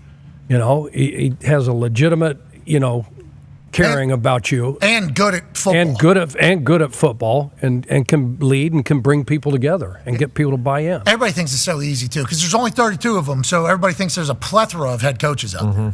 What was the number? 600 million, 700 million? 800. 800. $800 million was being paid out to fired coaches and GMs and GMs around the NFL. It's like it's not easy to it's not easy to have the want to when it comes to caring about your players and showcasing the empathy. It's not easy to be a leader. Okay, a vocal leader, have to be a vocal leader. There's people that lead by their actions, obviously. Don't do as I say, do as I do. Yeah, you can't be that as a head coach. Have to be a vocal leader. You have to have a work ethic that's through the roof, and you have to have a good knowledge of football that you can fix your team, and you got to be able to do business and deal with the people that you have to work with every single day, whether it's a GM, the owner, whatever the case is. So it's like so many individual little talents that you have to be a leader of men. And the fact that MCDC is such a meathead, like he's a fucking meathead. But the ability to have all that other stuff, like to be able to do this number whenever you have to be able to lift somebody up, to be able to shape a story, a narrative, to be able to come up with a game strategy that everybody buys in and believes to. It's like there's so many things that come to being a great coach. And I don't think anybody outside of us, you can go back and check. Got receipts. Day one with Motor City Dan Campbell. I don't think anybody expected him to be able to have it all, AJ, legitimately. No, they didn't. I mean, the Detroit Lions obviously saw that when they interviewed him. And I remember my college roommate, Nick Mangold, played for the Jets forever. He's in the Ring of Honor there. We played against the Jets in Lambeau, not sure what the year. Rex Ryan was the coach, and I talked to Nick after the game. I'm like, how's it going here, man? How do you like? He's like, oh, gosh. We love Rex. We got to win. We want to keep Rex here. I tell these guys, and he'd already been through a couple coaches, at least one. And he's like, I tell these guys, we want Rex here. You want Rex here. We need to win football games. So, like, when that's the case, and everybody wants to win and keep this guy there and wants to continue what you're doing, like, guys will buy in. Guys will do a lot of things. It doesn't always work out, but you have a much better chance than a team that doesn't really enjoy or respect their head coach. Well, and Jameson Williams just came out, too, because they asked him about, like, being a distraction and things of that nature. Nice. And he referenced like MCDC having his back and everything like that. Like, if to AJ's point and to what you guys are all saying, if your coach is that dude, like that tough son of a bitch, like you want to also be a tough son of a bitch just because, you like almost look up to the guy. You want him to like you. You want him to respect you. You're like, hey, this guy's an absolute savage. I got to be a savage for him to respect me. Like, I think that has a trickle-down effect. Well, and is that why they say that the team takes on the identity of the coach? Is that why that kind of becomes you say it at least once a week on this program that the team takes on the identity of their coach. And, to be a leader, you got to be out front. And whatever you're willing to ask the players do, you have to do. So if he's going to make them he's down doing up downs. And plus, it's like, okay, I want to have a beer with that guy. Yes. That's somebody that I would love to have 50, a beer please. with. Jim Hart. Yeah, I'd love to have beers with I him. like to smoke. And then there's some others. And then there's other. There's other guys, right? You say cigs, man. Like I'm not. No, I don't care to have beers with that dude. Yeah. And they're probably not going to work out. Isn't it crazy You just got that a that good is feel. the football culture? Mhm. Like that is the football culture. And, there's different ways to do things, and I think Sean McVay is vastly different than MCDC. Would love to have a vodka Sprite with Sean McVay. No doubt. Would love to do. I think wanting to have a drink with somebody is probably a good indicator Do you of guys whether or know not who- they're going to be a good head coach. Do you guys know who Joe Cap was? Yeah. Joey Cap? Out of Cal. Right? Out Went of to Cal, Cal, right? yeah. He was a head coach at Cal. Do you mind if I, real quick, tell the. Happy birthday, Joey Cap. Is it? Yeah. Gumpy, it's not his birthday. Oh, okay, Don't you okay. start. Good one, Coach. So Joe Cap. Jeez, Gumps. I worked with this guy, John Goff. He was the defensive coordinator at Boise State, my first job there. We shared an office together. He was telling me a story how he was interviewing with Joe Cap for a job at Cal at the time. This is years before Boise State. So he goes in Joe Cap's office, just got to the facility, going to start meet the head coach, right? A little chit-chat. 2 minutes later, he says, hey, did you bring your workout gear? Coach Goff says, yeah, I got workout gear. You go get changed. Meet me in the gym downstairs. One-on-one basketball for like an hour and a half with Joe Cap. Just want to see? Just wanted to see what his competitive nature was. That's awesome. That's like in these combine meetings where some teams are doing like rock, paper, scissors, or they got a little mini hoop or whatever. Sirianni. It's a good place to see how somebody performs there. I didn't know that was happening in coaching interviews though. That was a while ago, but he Did he took win? him right to the hoop, right to the basketball, and John's a dog. He was a great coach and a great man. He fought his ass off for an hour and a half. Yeah, I got the job. Yeah. Yeah, okay. Yeah, but, all right, There you go. I thought Didn't he call was any going fouls. Didn't call any fouls. Fouled the shit out of him a couple times. Let him know I'm not about it. to say, like, hey, you drive here, leave your keys. We're going to the bar. Let's go have a beer. Probably right. You where got they your were. workout clothes? Yeah. Good. We're drinking in them. Put them on. Josh Allen obviously will be joining our show in about an hour or so after the practice ends. So it could be 2:30, could be 2:40, could be 2:20, depending upon how their day is. They got a lot to prepare for. Yes, they do. This weekend. 2 QBs. They got the Indianapolis Colts here at the Loud House. Josh Allen is talking about Joe Flacco and his respect for him that he has. He's an absolute baller. He throws Thank you. one of the prettiest balls you'll ever see. I got the chance to spend a little bit of time with him in Tahoe at the golf tournament this last year, and he's an awesome guy too. So he's been around some of my friends, whether it was in New York with Sam or Mike. So I've heard a lot of good stories, a lot of good things about him, and I got to see it firsthand in Tahoe. So I got a lot of respect for him and his game. So Super Bowl winning quarterback. That's, he's one of the ones. He's fantastic player, but an even better person. He is one of the ones. Yeah, truly. He's our quarterback. You guys back on board? Yeah, I was never off, but I am certainly still. There was a waffle. The waffle was, hey, whatever decision you got going forward, you do what you got to do. With that being said, Joey Flack being all the way back because Josh Allen is pointing out some things that I maybe had forgotten about. He is one of the ones, isn't he? He won a Super Bowl. People forget about that. He plays great football. Brian Flores' defense is going to do that to a lot of people, right, Chuck? Absolutely. I mean, he ran into a buzzsaw. That's not on prime time. Jamie Erdahl was on the. Yep. They did the thing. Pre-programmed. What? Huh? That's pre-programmed, right? No. They're not actually. What the hell's he talking about? Did you not see old Buddy over there in England whenever they did it? Jared Allen. Is it like the old, what they were doing in the Colts Stadium? Are they pumping that in? No. No. What are you talking about? What are we even saying here? What do you mean? They did pump it in the old Colts Stadium. No, they didn't. Yeah. That's- The RCA Dome, yeah. Yes, they That was did. the original Loud House, brother. Okay, so I'm sorry you guys couldn't handle it. You thought it was fake. Pump It's it real, on. brother. That's a This is Hoosier hysteria whenever they're watching the Indianapolis Colts. Mm-hmm. You're saying they're pushing a button instead of actually. Not them. Somebody up top is pressing the button, but they're saying, "Hey, yeah, blow into that horn. It'll go. You make sure you get a good one." My big worry about when other people are controlling it, you got to be in the same page. Yeah.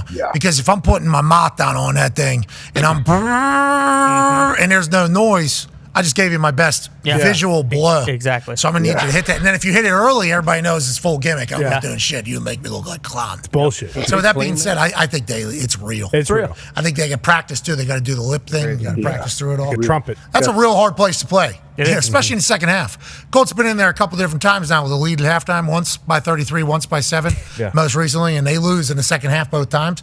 This Colts team still have a chance, Chuck. You follow very closely. You do the Chuck check-in with Wish TV and Anthony Calhoun every single Sunday. It is a must-watch segment here on local Indianapolis sports coverage. You follow the team closely. How do we feel about Joey Flack being all the way back? Still feel good. I mean, Me too. We got time. The defense is getting better, too. How much? DeForest Buckner's back. They're going to get some other guys back. Yeah, They still got John Taylor, right? Yeah, he's not. for He's 60 not. yards last week. Again, the defense for Minnesota is pretty good. They got Yeah, but really if good we wanna win players. They got a anything, we're really gonna good. play. What? If we're going to win anything, we're going to play good defense. That's Well, why we're going to find out. This is the week. We got to get this done. They got to get this done. Yeah, Josh Allen, I can't believe he's able to find time to come stop by today, especially with everything he's got with what this Colts team is going to be able to do. And I'm sure he's probably not even sleeping. He's probably just like MCDC because he knows the loud house is coming. Ain't that the case? Yeah, well, I saw some people say, the reason he can stop by is because they're playing the Indianapolis Colts and he's got plenty of time. Oh, that was veteran muscle RG. And that was a great tweet. That was a great tweet. It was a great point. But, I mean, they better get it going this week because all of a sudden it gets real slippery after the Bills. And this one's in the loud house, but I know there's a tough stretch of games. Yeah, we got the Jets and the Lions. That's all. And I mean, you can chop one of those up. You know, you don't have to play the Lions. That's a loss. You know, let's just let that one be. See, that's what I'm talking. We can't have that type of But it is. Yeah, but you're a citizen of the city. We don't need that. And I need them to win because, like we all know, they need to win 2 Super Bowls in the next 4 years. So they better get it going right now. They are going to get going right now. Speaking of going right now, there's a guy that's not going right now, and he's the highest paid quarterback in the league.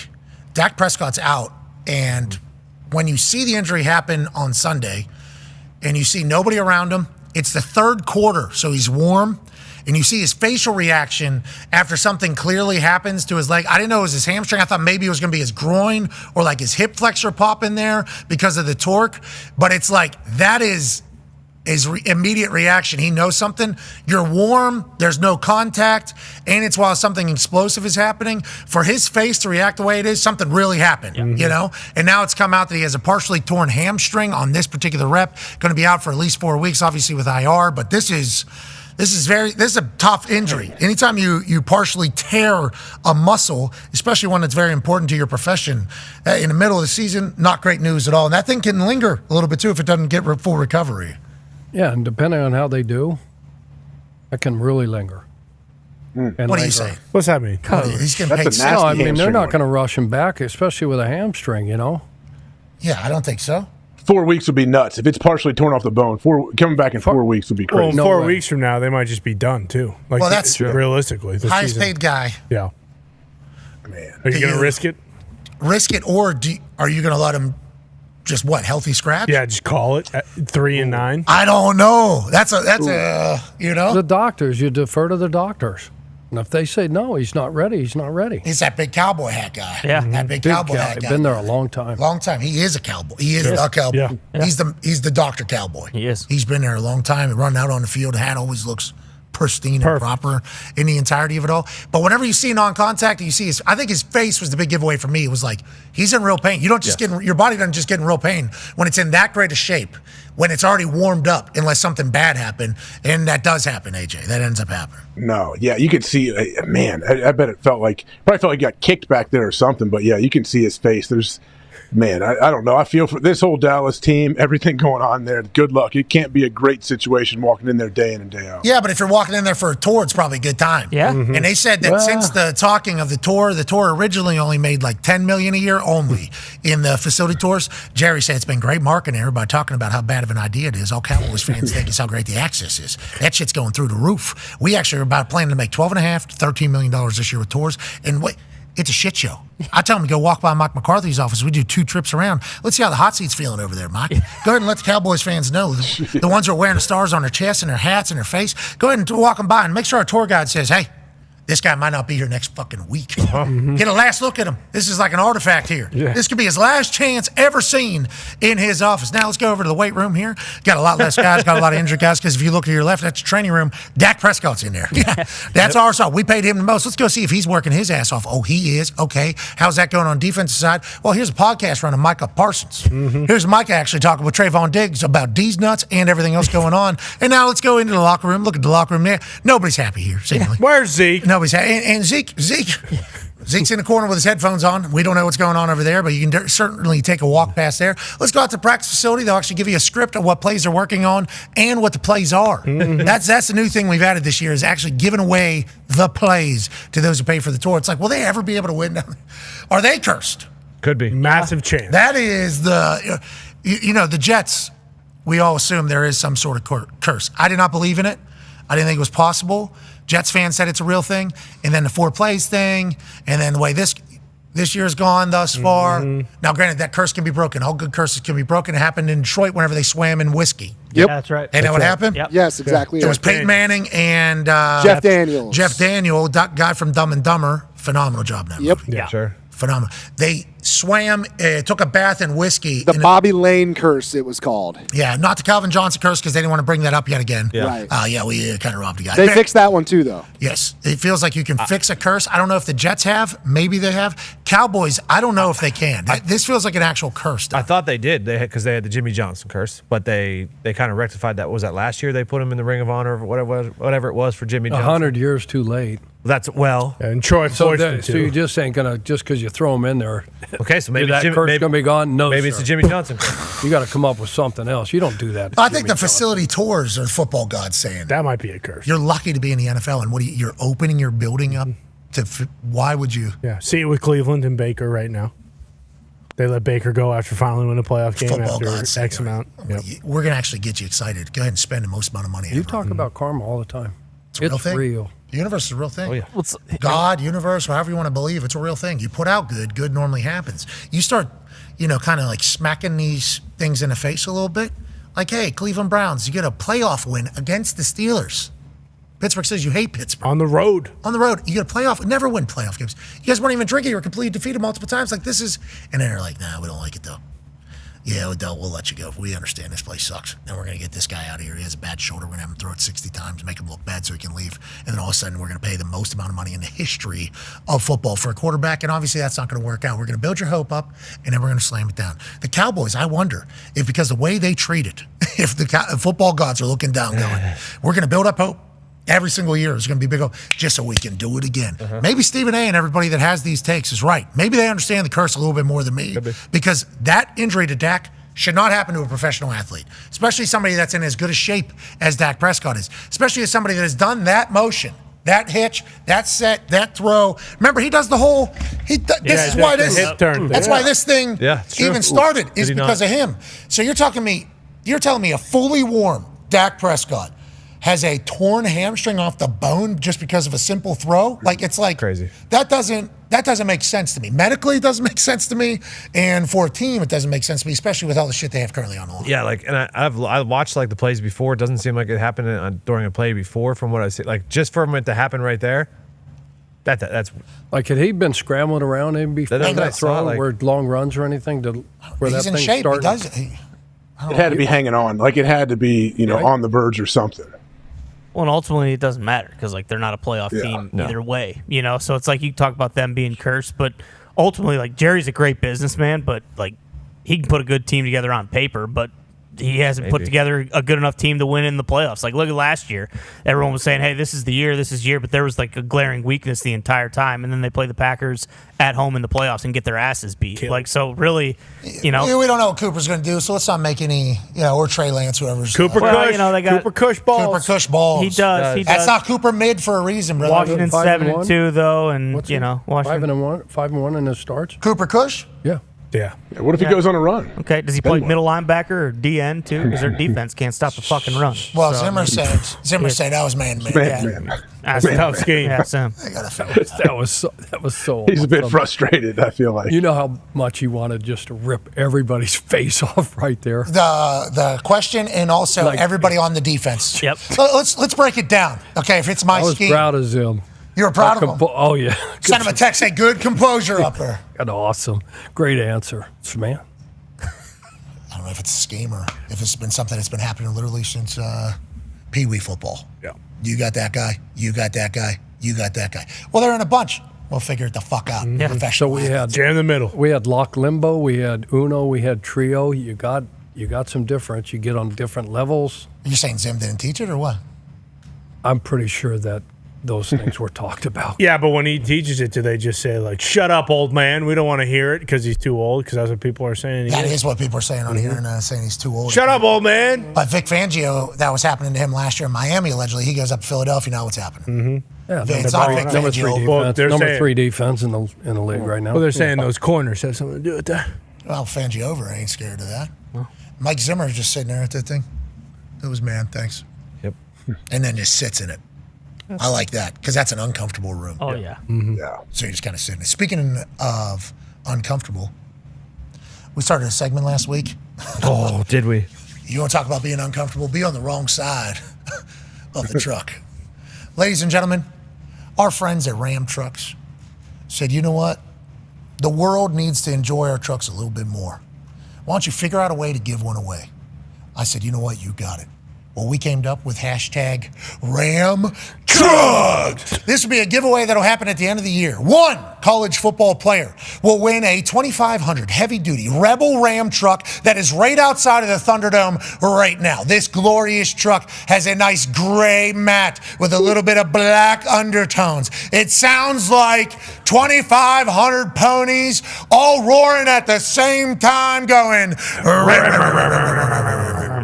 And obviously, I know 2,500 heavy duty does not mean 2,500 ponies under the hood. What I do tell you, though, is if anything needs pulled, it's got it. If anything needs to take a ride, it's got it. And if you just want to enjoy life and luxury while riding around in a badass truck, the 2,500 heavy duty Rebel Ram is for you. Now, how do you go ahead and enter into the hashtag Ram Truck contest to win this said beautiful piece of machinery? Well, what happens is college football fans watch their team play every single weekend.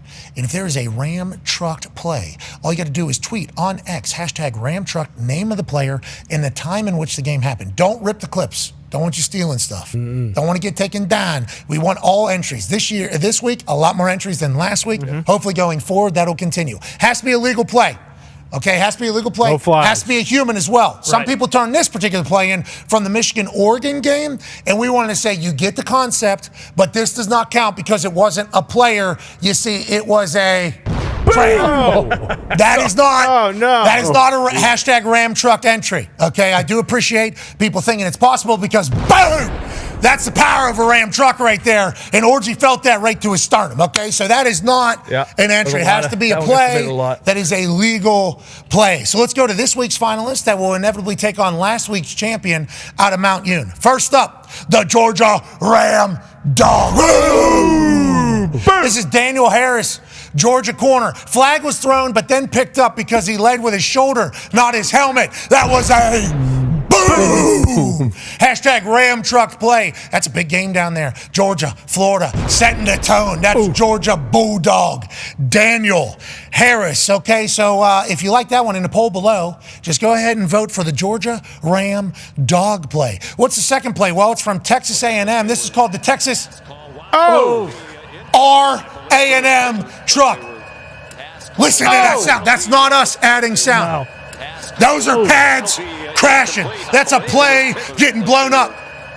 Gone. See ya. Both of them. Looks like he's playing billiards. That is an absolute dog. Shamar Stewart, defensive end from Texas A&M. That's a big-time shot. That's a hashtag Ram truck play. And maybe he goes on to be the last champion standing at the end of the season and winning that 2,500 heavy-duty Rebel Ram. Not only is it beautiful, it's powerful, it's luxurious, it's convenient, and it'll get you wherever you need to be. It is diesel-powered, so you're operating a little bit differently. But it is nice and smooth. Rides like you're on the clouds and somehow has more power than anything you're riding next to. And you're eye to eye with 18-wheelers. Yeah, semis. You're looking over, hey, how do you do? How do you do? how do you do? Do it. How do you do? And they look over and go, and then we right away. Yep. It is a beautiful truck. Will one of those two win? Or will the third entry from this week out of South Carolina State, the quarterback, the Ram truck stick, Eric Phoenix? Boom! Boom! From South Carolina State. That is a Ram truck stick. No flag was thrown. That means it's good. Those are the three finalists from this past week. They will have to take on the Weston Arthur Mount Union Boom, the champion from last. He loses his helmet. Stick. You don't get to see that a lot. It is a very worthy champion. Weston Arthur will carry over from last week. He's the current champ. We will put a poll up on X. Vote for the one that deserves to win the Ram truck. The player will win the Ram truck at the end of the season, who is the champion. And if you see a play that needs to be in the Ram truck segment, go ahead and put a tweet on X utilizing that hashtag, what player it is, when it happened in the game. We'll go through and find it. And AJ, these have been fun to catch up on. I mean, how do you? I don't know. There's every single one of them I could vote for. That's the thing. Yeah. I'm curious to see how it all plays out and what people vote for. All legal hits too, which is a nice reminder to everybody. Just like this Ram truck. Oh, baby. Football is physical. Yeah. Always. You got to be durable. Hell yeah. And you know what? If you are, you live a nice, luxurious lifestyle, which is exactly what these Ram trucks have on the inside. Well said. You could win a Rebel Ram. Congrats to all the contenders this week. Go on to X and get your vote in. And, if the Mount Union Boom carries, I think everybody would understand. But there's some worthy competition this week. Yeah. That poll will run for 24 hours. Now, ladies and gentlemen, it is time to be joined by a man who needs no introduction. But we might as well give him one, right? Yep. Yeah, why not? Have to. Ladies and gentlemen, he's been Grammy nominated. He's won every award under the sun. Tonight, he is rocking Indianapolis. We're so thankful he has come through Indiana. By the way, we get everybody here. Yep. Indiana's a great place. It's awesome. Ladies and gentlemen, Jelly Roll. Yeah! Oh, yeah, I see you playing. I see you playing. I see you playing. Buckets. How you doing, bud? Great shoes. Yeah. Yes. Great shoes. Okay, hey dude, that's what those are. Those are like the new what were the Toms or the old shoes? Yeah. Yeah, like the Vans? The old school, those are like the comfy shoes. Yeah, dude, these are, we sent y'all a pair, right, or did I blow it? I think you blew it. I blew it. Okay, they're coming. I'm sorry. What's up, gang? How you doing, man? Dude, I'm so glad to finally, y'all know how big of a fan I am, so to actually be in the building with y'all, this is huge. The Thunderdome, by the way, my whole crew is here. I brought Ernest with me. Genius. Ernest is a genius. Shabuzi overslept, or he came. I was going to bring the whole tour. They were so excited. But we were in there watching. Mark Davis, my inner monitor, watches y'all every day from side stage. And we were like little kids. You were talking about the Ram, and we could see it out the window. It's pretty nice. And we were like, he's not just talking shit. We're looking at this Ram, dude. This Ram, it makes me want to put on some pads. Hey, listen, from what you did at WWE, I think we got 100% faith. Can't wait to see you back in there. Last time we chatted with you, you said you were on a journey into getting into shape, too. I think that was a big thing. You want to live a little bit longer. Now we've been seeing clips coming out of tour, you playing hoops, nasty dishes. Yeah. We're talking no-look passes, getting after it. You said you got the bug in WWE. How are you doing? Man, I'm great. I'm down like 120 now. Let's go. It's crazy, Pat. Jelly, lose and roll. Yes, lose, dog. I'm down probably 80 something since we just seen each other at SummerSlam, 60 or 70. I've been kicking ass on this tour. I brought out a nutritionist. His name's Ian Larios. He's worked with Bilal Muhammad, Israel Adesanya. I kind of took him from being a UFC fan.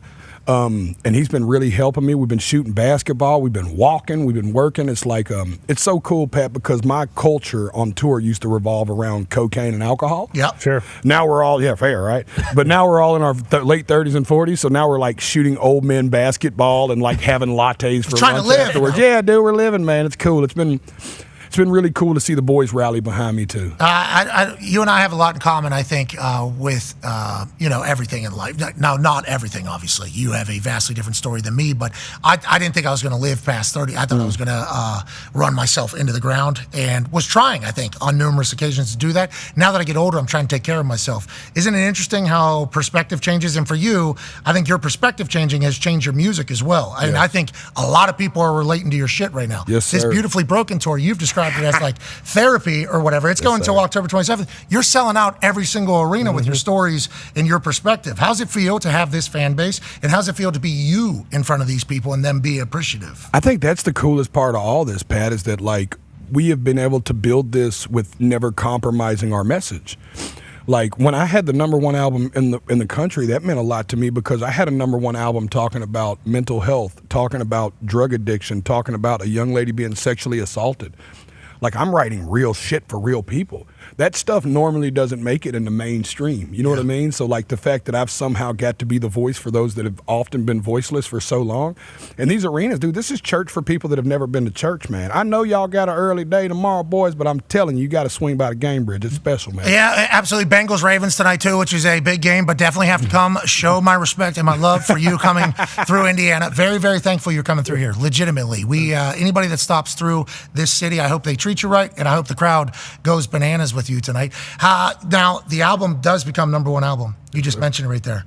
There's a little drama. There's a little drama. Hey, I've been waiting to come talk to y'all about the drama. So I wanted to come to a safe place to talk about this. Okay, you're in Indiana. You're in Thunderdome. Incredibly safe. I was following along, and I hit you up in the middle of it because I was reading some of the shit you were posting. I'm like, hey, don't let any of this shit get you down. Please do not let any of this shit get you down. Legitimately, because we're fans of yours. And I think your story is one that people are going to tell, and there's going to be a lot of hope for people whenever they're kids or teenagers. If things aren't going right, you can still make it. You can do this shit. So I am a big proponent of the fucking jelly roll success train. So when I was seeing what you were saying, I was not happy about it. I was like, yo, let's go. Let's move forward. We need you out here. What did happen with the album? Man, first of all, that meant a lot, you reaching out. You don't know, because I thought about it in hindsight. Y'all understand that what happened to me more than anybody is like, when y'all went to ESPN, all of a sudden, y'all went from this kind of like really big, cool cult thing to like a lot of people that didn't know you knew you all of a sudden and had an opinion about you and didn't know you. Yes. Very much. And y'all handled it better than me because, you know, I hate to be dishonest, Pat. It hurt my feelings. Me too. I was just like, yo, like, y'all don't even know me. Like, this is the first tweet of mine you've ever seen. And I said, the first tweet I said, I've seen some slimy stuff in the music business this week. Don't worry, I'll expose it later. Because my people know that whenever I sit down, I'll talk about it. I'm honest. In hindsight, the word expose was maybe a little dramatic, right? Okay. But the word slimy wasn't. And the way people responded to the comments was like I said, satanic. Oh, buddy. Yeah. Like I started getting drawn into like weird stuff that like made me feel weird. Oh, you know buddy. what I mean? Like, because I'm a man of faith. I was like, man, y'all really don't know me if you think I would even. Yeah. Satan runs from the name I say. Yeah. You know, that's all I'm going to say. I say one name and Satan scatters. You know what I mean? I'm not even, I don't worry about nobody touching my butt or no Illuminati. Okay, yes. Hey, I just got dropped into this the other day. I was like very offended. Yeah. I was like, hey, do some research on who I am and how I feel about these people. But I think music world, it's very heightened. It's very heightened. And I didn't realize, so it's like that happened. And then I was like, and then I doubled down like a real fucking dumbass, and I go, you know what? I'm getting off X. Y'all are mean to me. And I was like, that was so not the approach. I was so mad at you. I was so mad at you. I'm like, you let these people win. You let these people beat you, Jelly Roll. That ain't your story, man. You persevere in this entire thing. You're back on socials, right? Yeah, I'm back on. Well, I'm getting back. You know, my thing about phones is that I go 6 months without a phone anyways. I'm only on a phone during tour cycle. Nice. As soon as I go home, I'll throw this thing in the river and I'll be phoneless for like 4 or 5 months and I'll start fresh again. It's like my routine every day. Awesome. Okay, so let's talk about the sliminess of the music industry. Yeah. You're not a Satan worshiper, which is good news. Yeah. I have to hear that. Thank you. I'm glad I got to clear that up. But we will say, I was thrown into this last week because I dressed up as a panda because he doesn't think pandas are real. Yeah. I know. I got thrown right into this conversation. We agree that these people exist out there. We're like, completely understand that they exist. Just like do some research, I think, until you start just throwing shit at people. Because I felt a certain way about it. I'm like, man, you guys, you have no idea. You're saying some very, very serious things about me right now that I don't appreciate. You felt the same way. What was the slimy music stuff that you were? I'll get there too. Let me touch on this too. Is that I'm asking for a little grace from everybody to realize that I know that we know my story now, but it's still a big transition for me. Like I've spent most of my life in a place where if you spit in the sink, you would get stabbed. You know what I mean? So you go from that to a world where people accuse you of being a Satan worshiper on Twitter for no reason. You're just like, yo, I'm from a whole different space. Like if this happened at a gas station, you'd sue me. Yeah. You know what I mean? It would end in a lawsuit. Smaller, it's not a lot of people. It is time. Everybody is Jelly Roll fans. There is always going to be those people. You know that you're a public star now. That is just how it's going to go. And I think we're all learning together through this all, which is another reason why I think we have so much respect for you. But you end up with the #1 album. I did. And I won't say the artist name because I know that a lot of artists are disconnected from what's happening in the business. Because I became as an independent artist, like y'all became as an independent media show, we're a little more hands-on with what's happening behind the scenes, so I'm kind of keeping up with stuff. And my manager just sits me down and he goes, look, man, I didn't want you to ever get in a situation where you was aware of what happens when you start getting in these conversations for #1 albums, because it's just real dirty business, like just old school, like dirty business. And there was an artist that looked like Hits Double Daily projected they wasn't even going to be within 50, 60,000 albums of me and Rod Wave. And then Thursday night before the Friday count ends, 40,000 albums.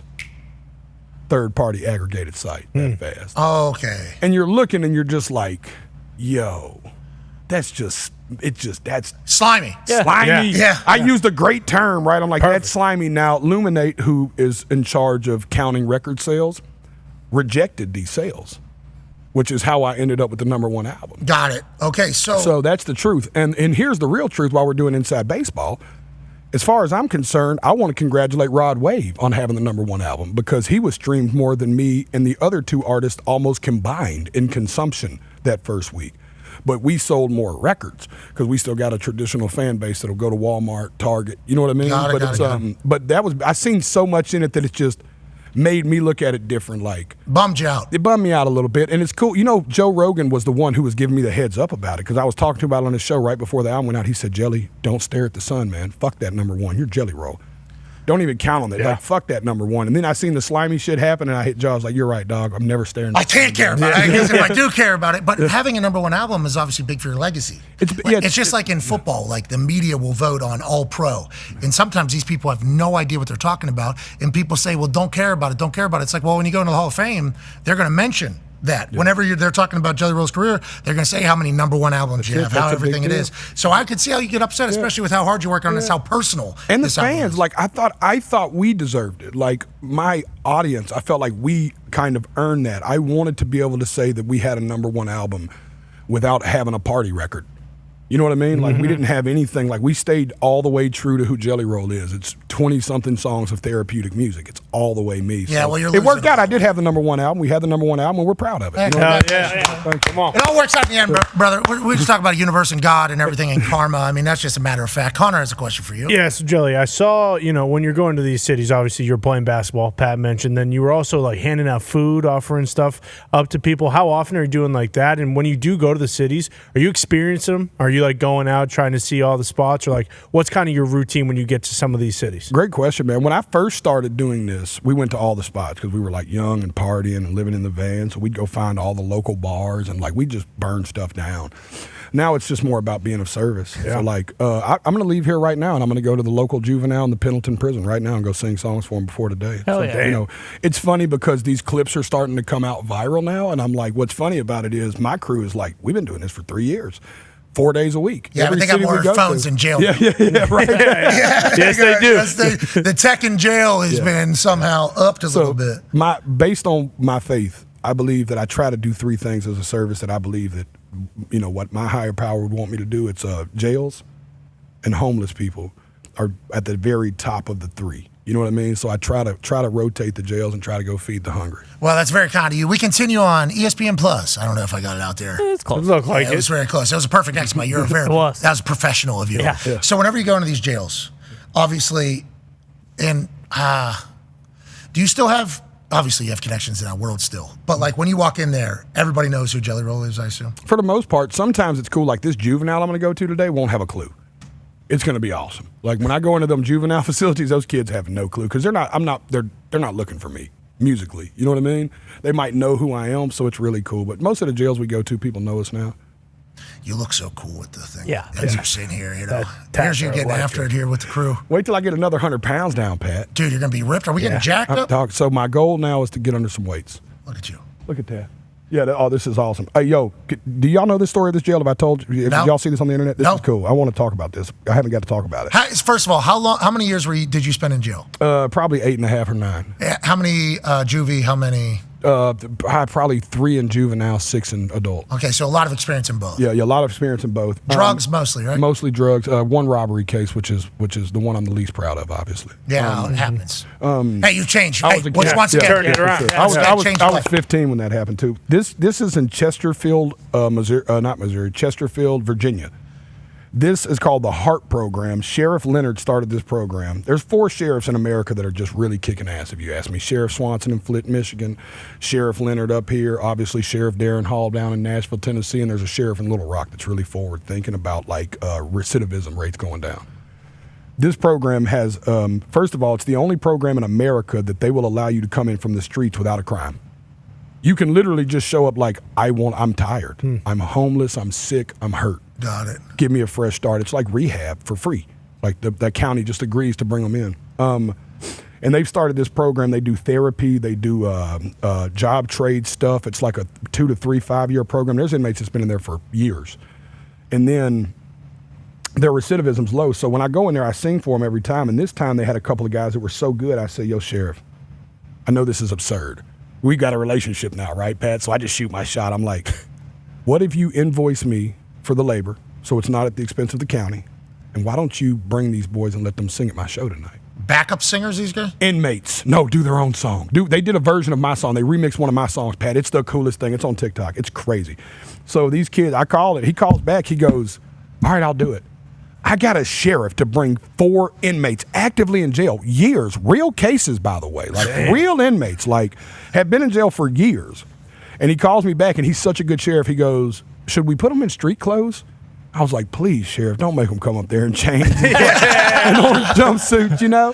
And he's like, all right, cool. So these dudes come up and they sing, and it was by far one of the greatest moments. The way the arena felt, you just seen people crying. These dudes are up there crying, like the sheriff's crying. I'm crying. It's a 15,000 person arena just bawling. And these dudes are up there and they're so nervous. Their eyes are closed and they're just singing their hearts out and rapping their stories. And man, it was so special, man. Yeah, and then finding a little inspiration too to become better so you don't go back whenever you get out and you find something. I mean, that's motivation is obviously a big thing. Hope is a big thing. You're bringing a lot to a lot of people, Jelly Roll. That's why whenever people start saying stuff about you on Twitter, we don't need you. We don't need you to leave. That's incredible stuff. Ty has a question for you. Jelly, when you take all that stuff into account, when you're going out on tour and you're in front of these massive crowds, do you have the opportunity? We talked about this with you a little bit last time you were on. Like, can you pinch yourself and be like, holy shit, I can't believe I'm up here. This is insane that this is where I'm at when that's where I was at, 9 or 5 years How long ago was that? How long ago was your show? 15 years ago. My daughter's 16 and a half now. Okay. So I remember she was born when I was in jail and I got out. I met her when she was 2. Got it. So that's how I remember she missed her first 2 birthdays. I met her on her 2nd birthday. God. Yeah. Damn. Yeah. You were in music already when you went to jail and then you... I was like, I always thought it was my only chance, to be honest. Like, I looked at music like, if I have a chance of getting out of this street, out of this trailer park, it's going to be through music. You know what I mean? In Memphis? No, Nashville. Nashville. Right in the middle, baby. Did a lot of Memphis stuff, though. 3-6 gave me my first deal, them and Little White. Yeah, that's why I thought it was Memphis. You're a Nashville baby. Little White, when I first got out of jail, Little White brought me straight down to Juicy J and DJ Paul to Memphis. He came and picked me up in Nashville. This one of them songs? That you put on. That's my guy. Yeah, believe me. I had White come out in Little Rock. He came out and still got his fastball, I assume. Yes. Oh, yeah, for sure. And White came straight up and did Oxycontin, Xanax bars, Percocets, and Lord tabs. Yeah, that's great. It's like, hey, we're at a different time, White. We're at a different time. Still bangs, though. Still bangs the entire thing. But whenever everybody's singing your song back. So we went to Taylor Swift on Sunday night. The greatest show ever. Crazy. The greatest show. I'm so sad I had to come the same week she was here. It don't matter what I do in there. I'm coming up against 3 nights of the greatest show ever. It's insane. It's unreal. It's a Cirque du Soleil. It is a fool in the crowd. Is all in to that point the whole time. I think a lot of your songs very much getting echoed back to you. Yeah. Is there a moment you take the ears out and just like listen and be like, damn, like these people really care about the words that are coming out of my mouth? Every night, man. I keep one ear out when I'm up there anyways now, just because it's that intense, especially like Save Me, because we drop the guitar for the first safety. That like whenever that and we'll just let the guitar drop, and and I'll drop the mic, and you'll just hear 15,000 people. It's like hearing 15,000 people exercise a demon. It's insane. Well, hey. We don't need to bring. Don't bring up the D. don't be doing that. Coach Pagano has a question for you, Joe. What's up, Coach? So, how you doing, man? I'm great, dude. Better than I should be. So, was there one moment that you can look back to that got you to this point? That you look back to one human being, one moment, one time where, because I'm assuming you meet a lot of these people, and some say they want to go through this, they want to, get out of their predicament, get out of their circumstances. Was there one moment that you can speak to that said, okay, this is what really turned me, what changed me, that human, that person, that moment? Yeah, it was her. It was my daughter. It was a clear-cut thing for me. I used to tell people I don't know what it was, so it felt like it was something magical that happened when my daughter was born, but the truth was I was sitting in a unit in a jail where everything I owned in my name was in my cell, and I owned 3 T-shirts, 4 pair of boxers, 6 pair of socks, 60 soups, and 20 honey buns. That's what I owned. And I was like, I'm responsible for a whole human. It was the first time I had a real introspective about where I was actually at in my life and held myself accountable for that moment. Right then, I was like, I got to figure this out. I went straight and got my GED, enrolled in a community college when I got home, went to a halfway house, started getting into programs, resources, started trying to work on my sobriety. Hell yeah. Immediately. It's awesome. Honey Bun's really good, though. They're great, dude. Listen, what y'all know this. Some of the listeners are watching, they're going to be like, I can't believe he's talking about this on the Pat McAfee show, but that is a form of currency. Very valuable. Oh, yeah. Like a coffee can is like worth real money. A jar of peanut butter in jail is like real money. You can sell it by the cup. You know what I mean? It's crazy.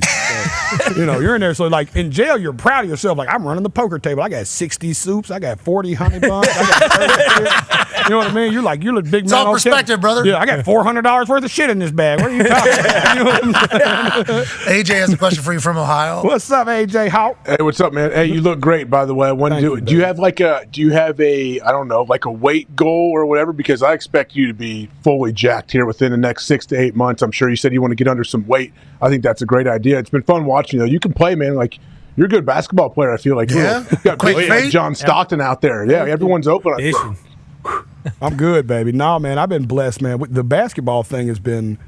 We stumbled into it. We played. I don't remember what day it was. We played the Sacramento Kings arena. I forgot the name of the arena. The Golden One, I think. Oh, that's so good. And they have the practice court attached to it. Like some of these places have the practice courts attached to the facility. And we went in there and just shot around because we used to just walk laps around the arena every day for like an hour just to get exercise up and down steps. And I was like, this is way cooler. Yeah, that's Jay. What about J. Cole pulled up and shot basketball with us in Charlotte? That was the most He's very good. Cool shit I've ever seen. He's very good at basketball, right? No, it wasn't fair, man. He balled on us. Yeah. It was not fair. Every once in a while. Grant Williams came out and played with us that day, too, and that wasn't fair. How's Cody, the drummer? Oh, dude, he's going to flip now that you ask. He's fucking the rock star of the crew, as always. Yes. Rock and roll. What he did at Cleveland at SummerSlam, what I watched him do. He's got a moment in the show that's his moment that it's early in the show, too, and it's awesome. It's like all about him, and he rides it. Dude, he was standing up at the drums, over your shoulder, like this. And then as soon as he dropped in, and then his mullet is flowing, he had these fucking sunglasses on. I was like, this guy is the coolest guy. Legend. Your whole crew, good group. Thank you, man. Good group of people. Blessed, man. Kind of like y'all. I was thinking about it today. I'm proud to say that like 18 of the 150 people on this tour I've known 15 plus years.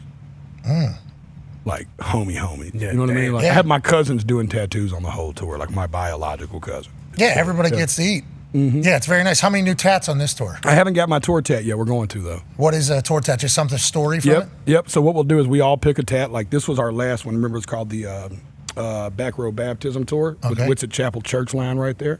So we all get a tour tat. The whole crew, like 100 of us, will get it. Where are you going to get this one right on your face, basketball? No, yeah, dude, I tried to get this tour tat on my face. It was the first time my wife shut me down for face tat. She was like, no more, too much traffic. She was like, it's out of Too much traffic. Too much traffic.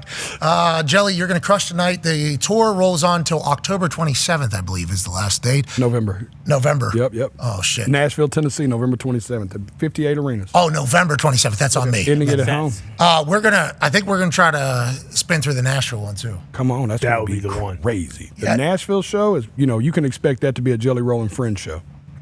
Okay. You know how the Nashville show is, baby. No, I don't know how the Oh, you got to come. It's the hometown, dude. It never feels any crazier. In country music, you being in country music feels good, right? Yo, it's so good, man. Home Look at all them country festivals, Stagecoach headlining. Yeah. Oh, yeah, I forgot about Stagecoach. Congratulations. Ohio Stadium's a big deal. Huge deal, dude. Ohio Stadium? Yes, me and Kane. Me and Kane Brown are doing Ohio Stadium. It's going to be awesome. You got young Jamie coming out, I got Jelly? young Jamie coming out to play the guitar, for sure. He agreed to do it. It's 100%. He's locked in the date. Sweet. Rogan's already cleared it. It's going to be awesome. You need, how many OHs are you dropping in that stadium? Oh, dude, 50. Listen, first of all, I am not too far along in my career. I accept all cheap claps. Amen. Just so y'all know, I still go for the cheap pop. I don't care. I'm not above it. Have you ever seen what I do every time I'm on a microphone? Yeah, cheap pops. Yeah, give me the cheap clap, dude. Yeah, are they alive? That's great news. I love everything about it. All right, well, crush the tour. Congrats on the #1 album. Thank you, brother, man. Do we have another album coming, or how's that I don't process? know, man.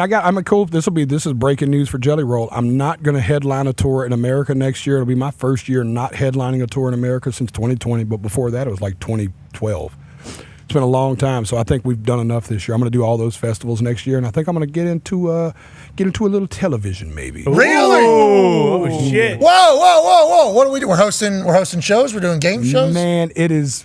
I promise. Just like I brought the slimy story here, I'll break it here, but I can't say it today. But I'll talk to you off. It's real. Oh, it feels. It's like a couple. I got a couple cookers in there, man. They're going to let Jelly Roll do some talking, man, instead of just singing. Well, I'll tell you, you're a good talker, brother. Yeah. I think that's why the music is so good, because if you can talk good and sing good, normally things are going to go very well in that particular business. I mean, just brainstorming here.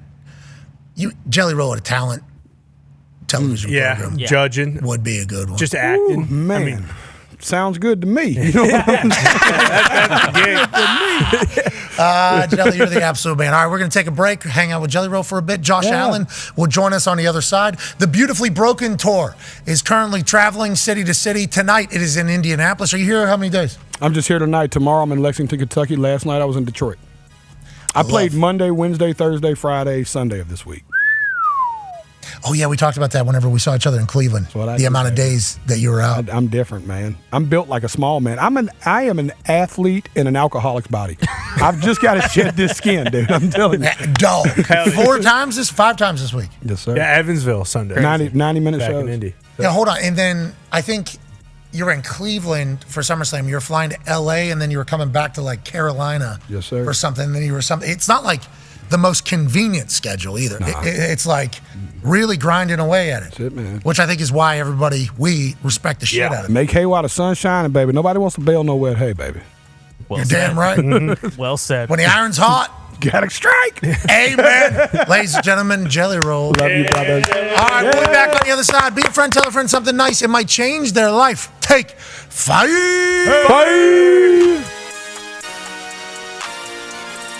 Well, nonetheless, as of February 1st, Pat McAfee is officially a contributor with WWE.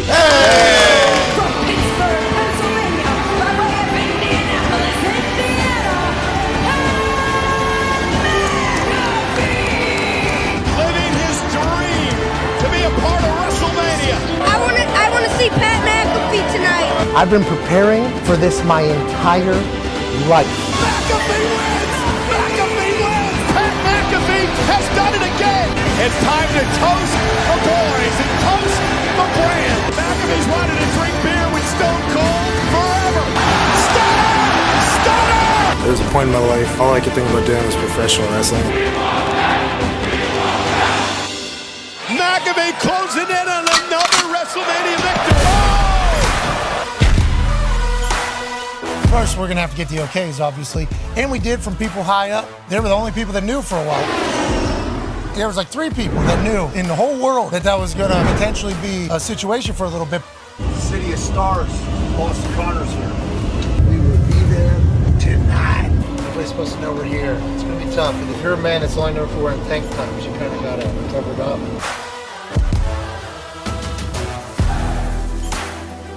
I didn't see him. Hey, I'm Pat. Nice to meet you. He's hanging in the back. One second. See you. I put this on my face. I feel shit. Who's on the beer here? Nobody. This is you until you go out. Come on, dude.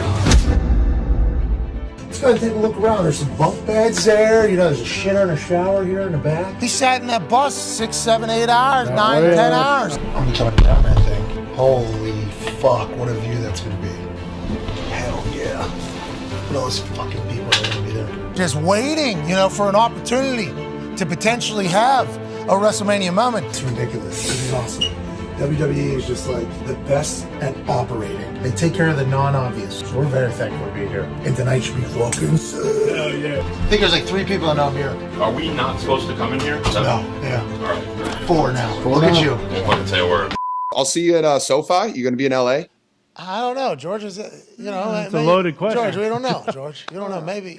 What's up, Stud? Oh, nice. As soon as I saw George showcase that tight end university tank top, I knew there was a chance old George was about to do something special. Yeah. Are you kidding, boys? Welcome to WrestleMania! You know, the night was getting late. We weren't sure. We didn't know if a moment was going to pop up where maybe my services could be utilized. I haven't been in a ring since SummerSlam. Okay, like not even in one. All I wanted was the Miz to have an opportunity to have a match, just a WrestleMania match. Yeah, good guy. Stand there. And then the Miz mentions, I sent out an open challenge, and we go, oh my God. There it is. And I put out an open challenge, and no one responded. Why? Because I'm the Miz, and I'm awesome! Let's go! Wait a minute! I feel McAfee's here! I have walked out into a stadium as a WWE superstar probably 1,000,000 times in my head. WrestleMania was missing Pat McAfee in the Pat McAfee Show! And I'm thankful to the WWE Universe that said hello whenever I came out on that massive fucking stage. By the way, there's only 2 announcers undefeated in WrestleMania history, me and Pat. I can't believe McAfee's here! Hello, beautiful people! What's up, Snoop? What's up, Snoop? You're a legend, dog. You're the best, dog. Hello, Miz. None of us saw this alleged open challenge that you said. But good news. This is my WrestleMania tank top. If you still would like a match, why don't you let me beat your ass right here, right now? You all want to see The Miz versus Pat McAfee right here, right now? I'm the host of WrestleMania, and I cannot make matches official. Miz, I do believe your tiny balls are showing. Tiny balls.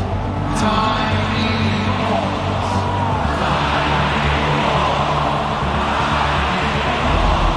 Baby meat as well. There's 80,497 people here. Somebody has to be able to make a match official somewhere.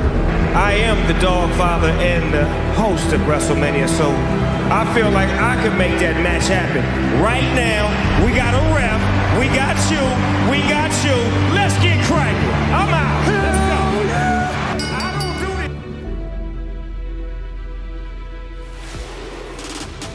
And McAfee go right after Miz with the right hand, driving Miz back into the corner. Pat McAfee in action. This is a blatant sneak attack. He takes his duties as host of WrestleMania. Oh yes, Spinebuster! This derelict shows up. Check out his tank top though. He's got sparkles on it. You're behind this, aren't you? No, I had no idea. You said the same thing in the Rumble. I didn't know this guy was showing up. Oh, what a kick by McAfee! Miz. Hey, baby boss. Baby boss. Tiny meat. In a $7,000 tuxedo. George Kittle and the San Francisco 49ers. I'm not sure how wise that was. McAfee's got the official distracted in the ring. Kittle just took out Miz. Kittle telling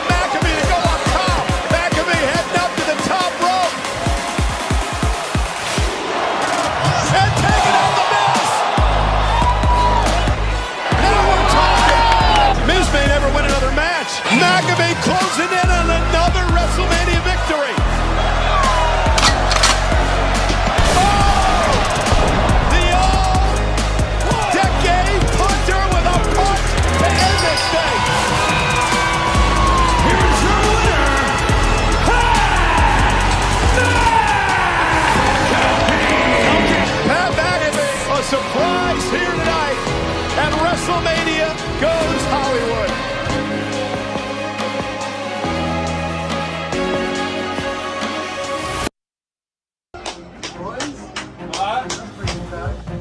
That match was awesome. I had so much fun there. That was a good time. The putt was fucking hilarious. You got a tiny bulge champ going. I had a feeling. We were sitting here all day. Oh, I wanted to text you earlier. I was told not to text you. Well, of course. Nobody fucking texts I was me. told not to text you. Dude. You had a hell of a show. I'm so thankful to the people at the WWE. It was a super cool night, super cool moment, and I'm very thankful for it all. 5:30 a.m. Sunday. This day started 6:30 a.m. Saturday. So much cool shit happened in between now and then. Joke of an existence. I'm very thankful for everything. Let's go take a nap. Why?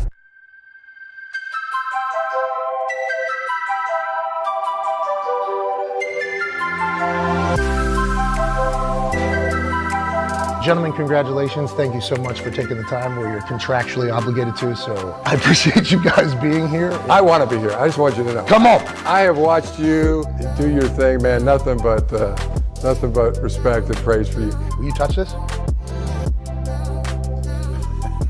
Me too, man. Way to go, number 2 overall, baby. Bench, dude. Boys, you're calling a national championship again. Nice, right? Unbelievable. Should we be here? No! Probably not. No way. I kicked the ball to myself on that. Oh, yeah. Right there, I kicked the ball to myself. That's right. Should have told CJ. Maybe the most athletic thing I've ever done in my entire being. Well, CJ, happy to see you. Completely ruined. Everybody's happy to see you. Ruined the line. I picked him. Really I picked him to win. I'm all right. CJ, congratulations on winning the AFC South as a rookie quarterback. It's a big deal. First time ever with a rookie. You okay? That's a big deal, CJ. Dude, you're absurd, bro. Thank you. For how young you are? Playing in Indianapolis, that was probably the loudest stadium I played in NFL. Wow. That was like a college atmosphere. How about that?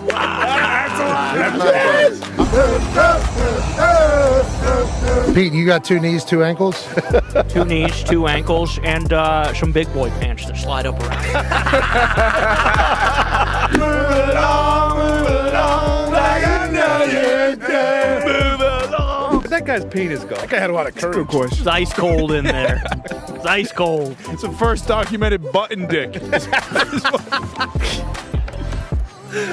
Game day set. That's what's being said. I didn't come up with that. That's what's being said.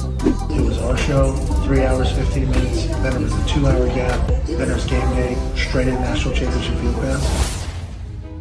For 2 schools that are going to be talking about this day for the rest of their lives. Both of these teams being chastised from all different angles. Washington, there's no way this team from the Pac-12 in their last year with Kalen DeBoer as the head coach can continue to win. They're going to stumble somewhere. They didn't. Then you think about Michigan.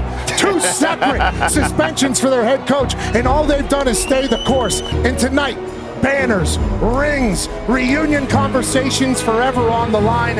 What an honor it is to be here. Look at his belt buckle like yours, man. Belt buckle. Like with some light ranching to do down here in Houston. He comes out of his cuts, he sees people, he shakes them, and he doesn't look anywhere near as small as you would think. He's powerful. I love what he does. A lot of NFL GMs are saying, wait a second, is Michael Penix maybe one of the top 3 guys to go to the NFL? Because what he does with the football is stupendous.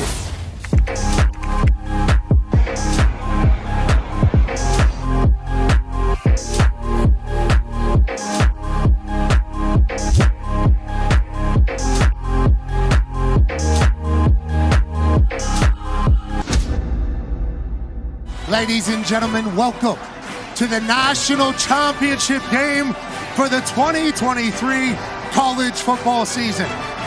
That'll see the Washington Huskies representing the Pac-12 in its final year, taking on that team led by that man, the Michigan Wolverines and Jim Harbaugh. We're bouncing. We are house calling. Donovan Edwards, touchdown in the national championship. Extra point is up and good. D-Butt. D-Butt with the one-hand grab, start the national championship. And maybe D-Butt. Pond man. What's the decibels over there? Yeah, Pat, the decibels are high right now. Let me tell you, it's 106.4. This might be the line. depending upon tonight. Does JJ go to the NFL, which Mel Kiper has him as the 5th-rated quarterback in the draft? What does that mean, Mel? Well, you know, it means that he's got the physical and tangible tools in his head to be a first-round quarterback. I think whether he wins or loses. Oh, there we go. Donovan Edwards running into our lap. That's 2 for the Michigan Wolverines and 2 for Donovan Edwards. Pete Thamel, how long's that sign blocker been doing it, and how has he gotten to a level where he's the best in the game? He's been a Michigan man for quite some time now. And obviously, he wouldn't have a job if it wasn't for that pesky bastard Connor Stallions. But Coach Harbaugh, you know, he found a place for him in the Michigan family. A beautiful moment between the Harbaugh brothers on the sideline. The one on the right there, number 1 seed in the AFC. The one on the left, up 17-3 in the national championship. Third option, McMillan, touchdown with a flag on Michigan. That'll stand 17-10. That's the way the cookie crumbles. Hey-o! Michigan has the rock. Tony dropped his mic. Tony dropped his mic. Oh, no. Oh, no need. Welcome back to the national championship where elite athletes perform and Tone Diggs does something to embarrass his entire family. I'm ready if Penix goes down. Sling.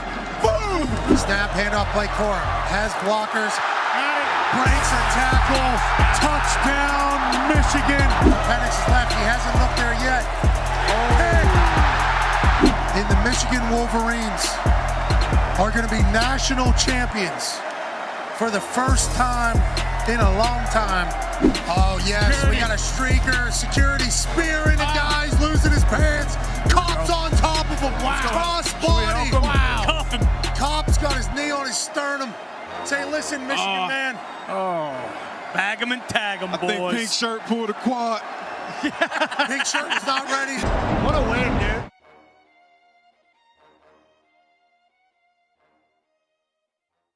Hi, how's it going? My name's Pat McAfee. Used to hold balls for Adam Vinatieri. Now I'm in his home state. College game day is absolutely electric. In Brookings,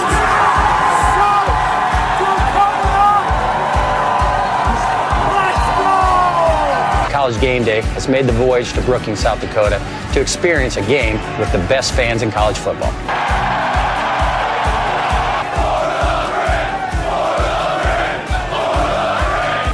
I unfortunately cannot attend because I have a game this Sunday, so I sent a man I trust to make my picks.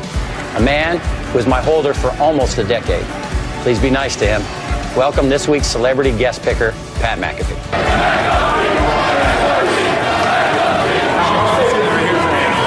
Go big, go blue, go Jacks. Hosting Auburn. Yes, everybody saw this. The best fake punt in the world. What do you think, Pat? I absolutely loved it all the way up until execution time. That is not what we like to show in the brand headquarters and punting and kicking world. Oh, dance off. Oh, let's get weird. Yes. Duck that, huh? Bang! Right off the top of the dome. That makes it a lot easier when you got a dummy standing right in front of you like that. Running. He's Daniel Russo. Wax on, wax off, knee to the face. Yes. Serious. Go, yes. go, yes. These teams stink. With that 15, they celebrate by doing shotguns. And I'm a big fan of that. I'm going with the University of Virginia Cavaliers. That was great. Whoa! I will never, ever in the history of my life cut against that ball. Oklahoma State is the winner here. Not so fast again.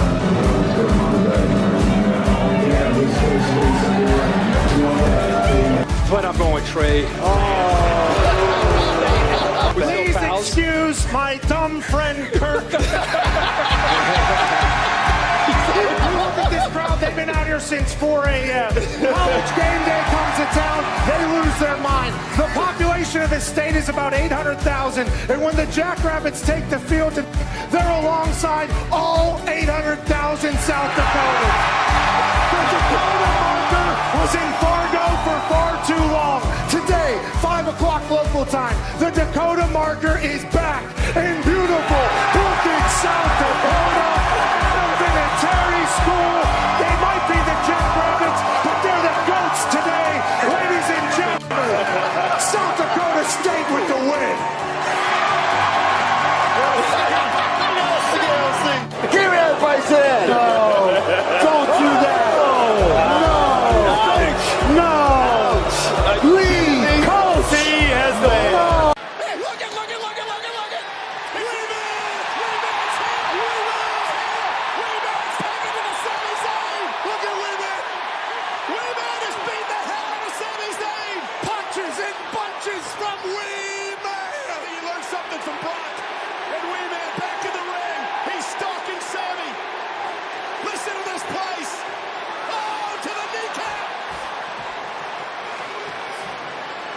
and so angry. Oh, look at this.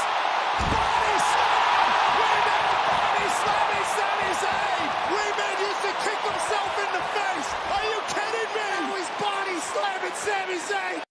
Hey, Why? let's go.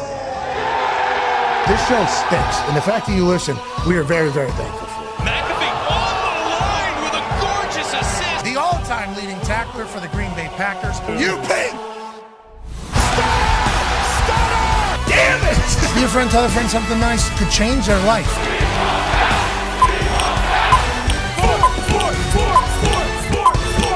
Hello, beautiful people, and welcome back to our humble abode, the Thunderdome. On this NFL Week 10 kickoff Thursday, November 7, 2024, hour 3 of the program starts now. Football is awesome. Just had a great hang. Jelly Roll, Ernest, Chum, Mark, boys. Great to meet the entire team there. They're going to put on a hell of a show. That's AJ Hawk. The Toxic Table is here at Boston Connor, at Ty Schmidt. One half of the Hammer, Dahn. Cowboys, AP Tone is here. And Chuck, I saw you talking to Scary Larry a little bit with his delivery. Are you feeling good over there? 36 years as a football coach, 18 in college, 18 in the NFL. Chuck Pagano, how you feeling right now? Feel great.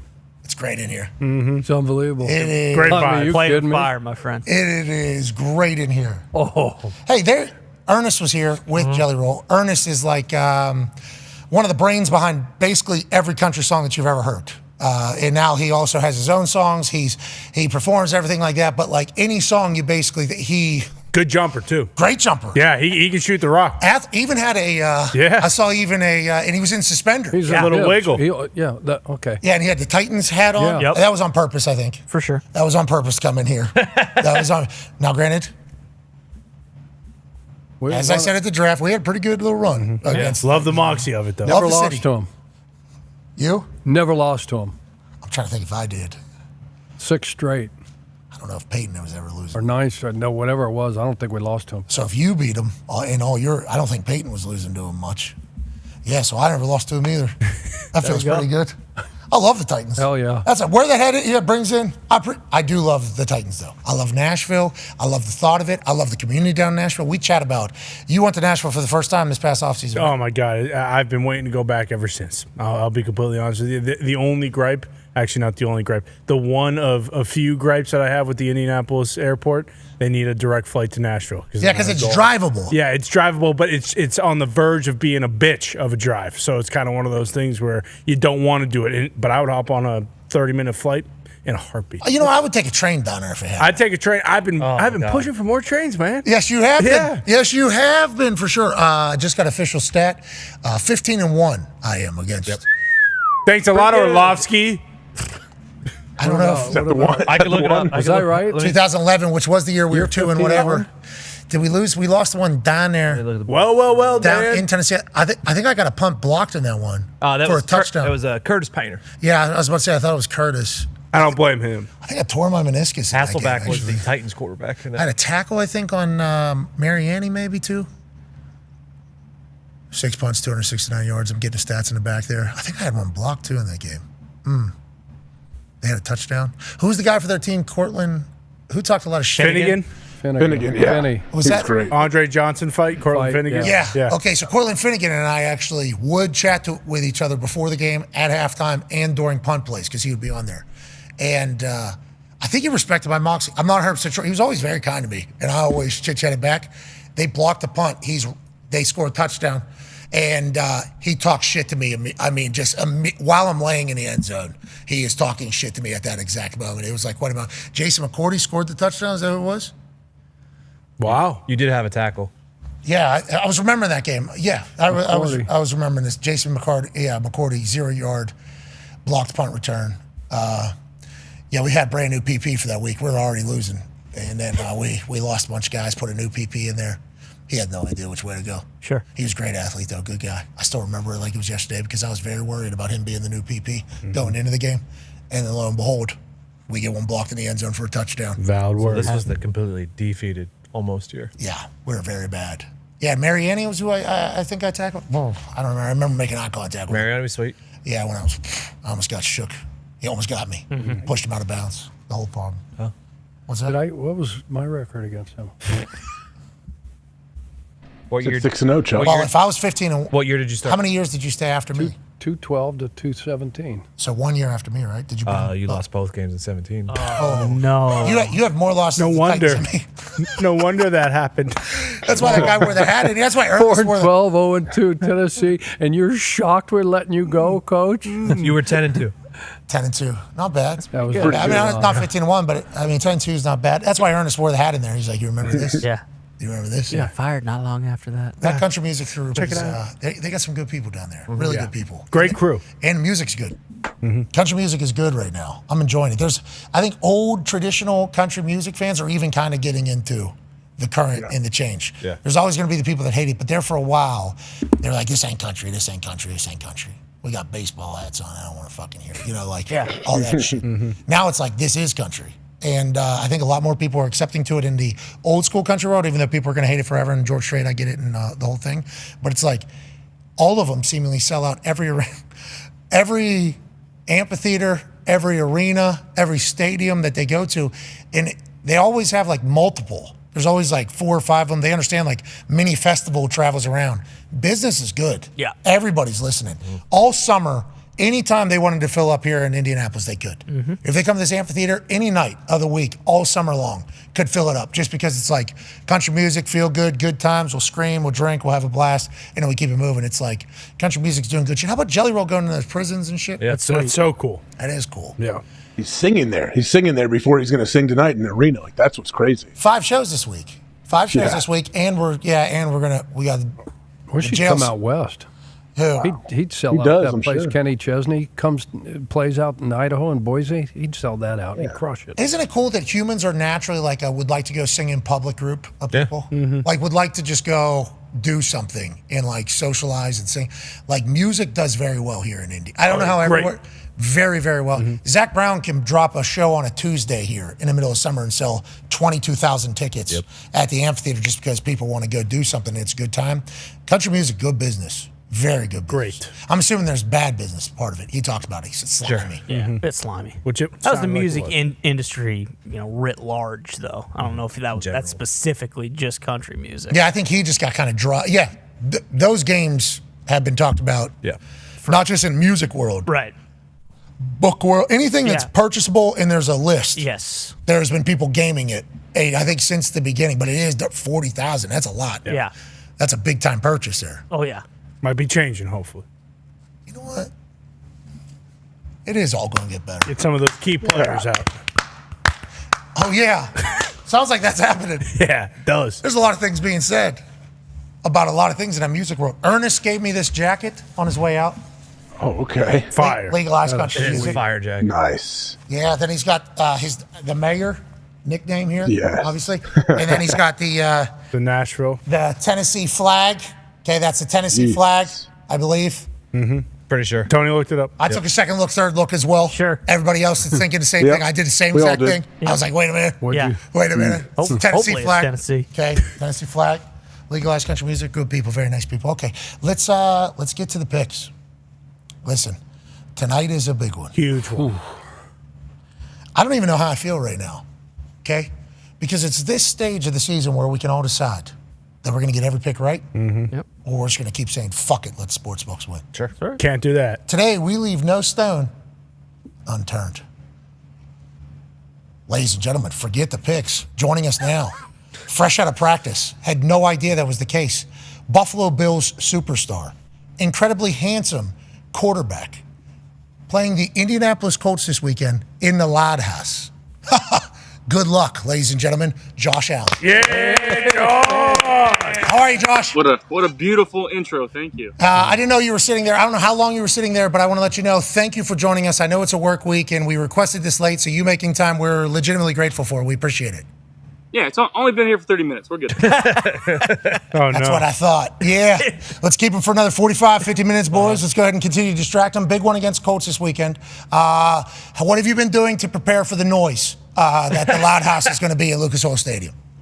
Yeah, obviously practicing my silent cadence with the boys. Smart. We know it's going to be loud. got our hand signals and our eye contact signals ready to go. So we've been practicing, so hopefully we'll be ready. That's a smart idea, Josh. That's a smart idea. I like what you're doing. We're going to be loud. We're going to be ready for you. We're excited to watch you play football. I think your story is one that a lot of Colts fans are actually looking at because we have a young stud quarterback in Anthony Richardson who maybe didn't have his greatest start whenever it comes to throwing, and then there was the tap-out situation, but he's very young. And there isn't, a give up on him, but there's a lot of conversation about can he become a great quarterback in this league. A lot of people compare how you started and where you are now to his story and what he could become with how big and athletic he is. For you, I'd like to say, this year you're having your best year, by the way. Congratulations. Hell yeah. By far. It's like, what is the differences that are being made in the offseason? Is it more reps? What has it been for you think, that has made you take the biggest steps each year? Yeah, for me, I think it's just the rep count. I think if you go back to my college reps and even high school reps of just throwing the football and feeling and understanding the control of the football. I think as I've gotten older and in the offseason, I've thrown more. I figured out really, how to drive it, how to layer it, how to launch it. And it's still something I'm working on each and every offseason. But the more reps that you get, in the NFL especially, things are going to start to slow down. And, I'm a big fan of AR. I think, honestly, that throw early in the season that he had to, I think it was Pierce, I think that's one of the best throws I've ever seen in my entire life of any level. I think that throw showcases a lot of his ability and potential, and hopefully he can learn and grow from the situation. Amen. He's got Joe Flacco there. We heard you talk about Joe Flacco. There is an opportunity to, watch one of the guys who's won a Super Bowl. I think you even mentioned. How would you handle that if you were in that situation, looking back, just hindsight? Well, I think going back to my rookie year, bringing in a guy like Derek Anderson, who didn't win a Super Bowl, but Derek's my guy. Got to learn a lot from him, the way that he handled the little things, right? Just how to handle walkthrough, how to handle meetings, how to talk to certain guys in the building. And then when he went out and practiced, he practiced hard and he demanded a lot from the receivers and tight ends. So again, just being able to learn and grow from under somebody that knew what they were doing. They were in the league for a long time, and hopefully that he can take a lot of things away from Joe. Hell yeah. Go ahead, AJ. Josh, we talked to Kirk Cousins yesterday, and he told us how it's kind of a collaborative effort with his whole quarterback room. All the quarterbacks there, he leans on them. They're always talking every single day and during game day as well. What's your quarterback room like, and is that something that's kind of grown and you've realized how important that kind of room can be for you as the starter? Yeah, it's super important. I think having Mitch Trubisky as the backup, bringing in a guy like Mike White, who's got a lot of reps in the NFL, and then Shane Buechele, who maybe doesn't have a lot of reps, but he's one of the smartest guys I've ever been around football-wise. He knows what he's talking about. And again, the conversations that we have leading up throughout the week to game day are all focused around football. But again, to be in a room that you feel comfortable with, that you can joke around with, and keep it light, as the starting quarterback, you kind of have to be the lead in terms of the vibes in that room, and they match my vibes pretty well. Do you think not just that room, the whole building, though, is the quarterback? And when did you realize that? Say it again? That your vibes, you very much matter to the entire building. In the NFL, yeah, the quarterback matters a lot. What you said, your vibes in that room obviously matter, but in the entire building, right? And when did you realize that? I feel like I realized that pretty early on. The way that I come into the building and how I communicate with teammates, the positivity that I have each and every day, I think that guys see that and they want to be around that. And I take a lot of pride when guys leave to other teams for maybe a better contract or whatever the case is, and then they come back and they want to be back here in this building. And I take a lot of pride that our locker room is so tight and that we have a family-like atmosphere. And I know that doesn't go for granted. I don't take that for granted. Maybe if Bean could figure out the money, this guy, people would have to leave. I'm joking. But with your team and how great you guys have been, there's different iterations of the squad. People get let go that are household names that we know. Now you have to have a new team. How do you feel about this particular culture versus maybe some teams of the past? Because we've heard nothing but rave reviews of the culture, the locker room, hangout, cards, going to dinner together, I think you hosted a Halloween party. It's how do you feel about this team versus maybe some of the teams of the past for the Bills? I think it's very similar. I try to approach each and every year the same way and just try to be myself and, include others to tell them to be themselves, right? We're not trying to be anything that we're not. Coach McDermott does a good job of that, of just preaching, be you with us, and let your personality show. And we got a lot of good personalities on this team. But I think the most important thing is guys that care about their job, care about football and care about winning. And I think when you have those types of guys in your locker room, good things are going to come from it. Connor has a question for you about all of that. Yeah, Josh, earlier in the year, you were voted the NFL's biggest trash talker by your peers. Now, I'm not sure if you took that as like, oh, I'm the biggest son of a bitch, so that's why they voted me number one. Or by size, or you actually do the most of it. Is that something that you're very aware of? And this year, did you decide to step it up a little? Maybe like, hey, if they think I'm the biggest now, wait till they see what I do in the 2024 season. Yeah, I think actually I've toned it down quite a bit. Whoa.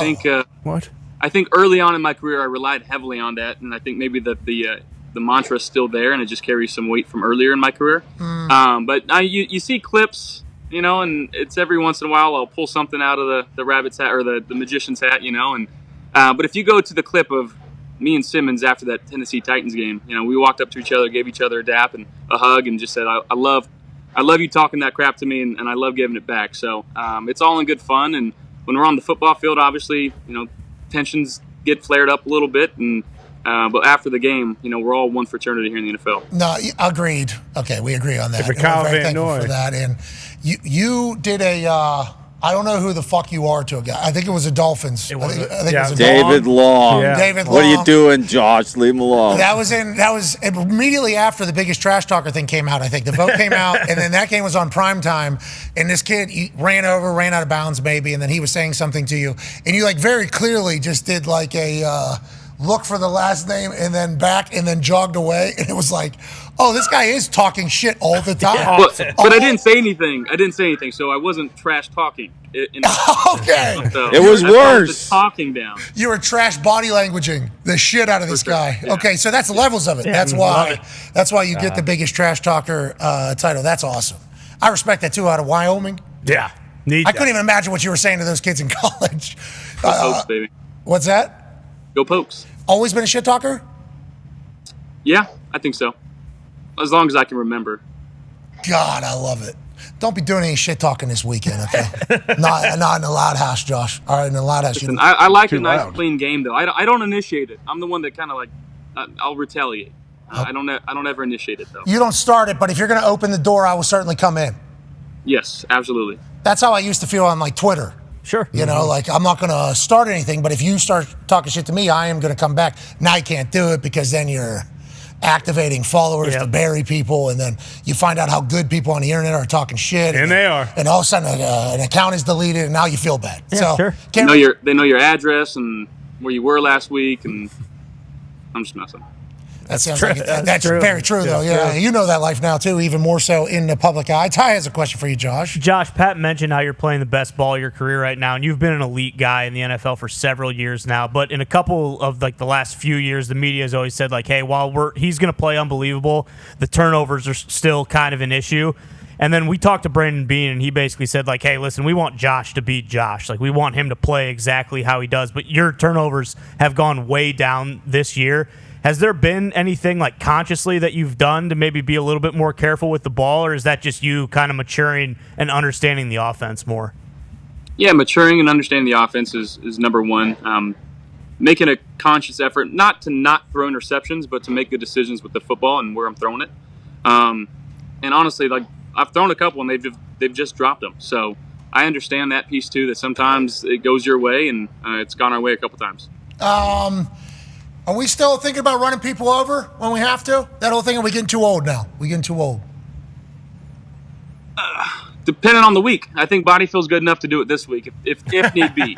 If need be. No, take the week off from any physical stuff. Take the week off. Talking about physical, your head coach, I feel, is a guy who would win in a fight if there was a head coach battle royal. Chuck Pagano has a question for you. Hey, Josh, we talk all the time about the relationship, how important the relationship is between the head coach and the quarterback.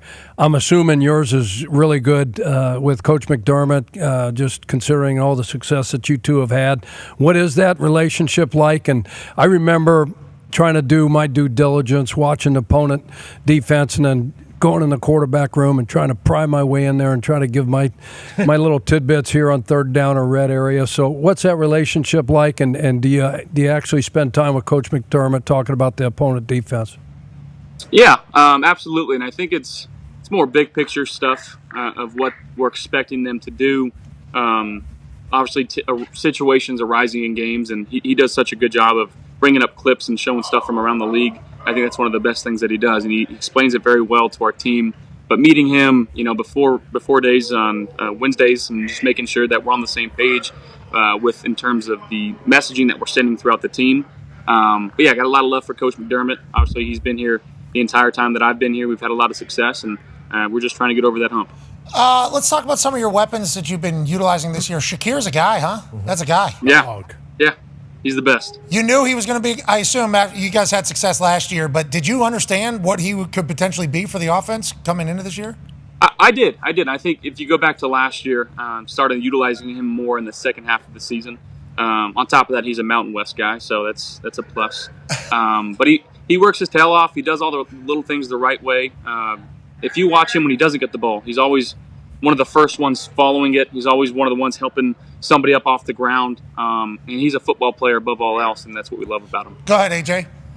We've heard players talk about, especially quarterbacks. We know D-Hop now with Patrick Mahomes. He steps in, boom, he already makes an impact. And they talk about Mahomes is saying like he can read like the body language of these receivers, makes it easier on quarterbacks. Like, what is that? Like, can you explain what that might be? And you obviously spread the ball around. Your team's dealing with some guys banged up. Some of your weapons, you can get it to anybody. What is that? Like, what does it feel like when you know you're very confident in what your receiver's going to run? He's not going to hang you out to dry. Yeah, I mean, it's a beautiful feeling, and again, sometimes it takes longer for you to get on page with certain guys. Sometimes it clicks right away, and typically when you get veterans like a D-Hop or like an Amari Cooper here, you don't need as much time because they understand the ins and outs of the game and their position, and they've worked so hard at it. So, when Hop came here, obviously week one got the touchdown. I think 4 for 60 is what he went, and that was on 3 days of practice, and we're hoping to get him back here sometime soon, and maybe it's this week. But when you're on the same page as your weapons, you don't really need to see where they're at. You can trust where they're going to be, and it's a good feeling. You should be a good friend of Maury and say, another week, you should be a good friend to him, Got to earn up his trust. Say, you should be 110%. Rest up. Before you come back. We got the bye week in 2 weeks, so he can go out there now and get another rest week later. So. Oh, okay. All right. We don't need common sense coming into this entire thing. How about Big Ball Bass, brother? How about Big Ball Bass? 61-yarder to win that thing. What a moment. He's going to remember that, obviously, forever, as are you guys. I know he missed an extra point earlier. I think early in the season there was a miss to an incredibly windy day. So in the kicking world, obviously, it can get loud and everything. Can you talk about this? And does he do this routinely in practice? Is this a normal thing for Big Ball Bass?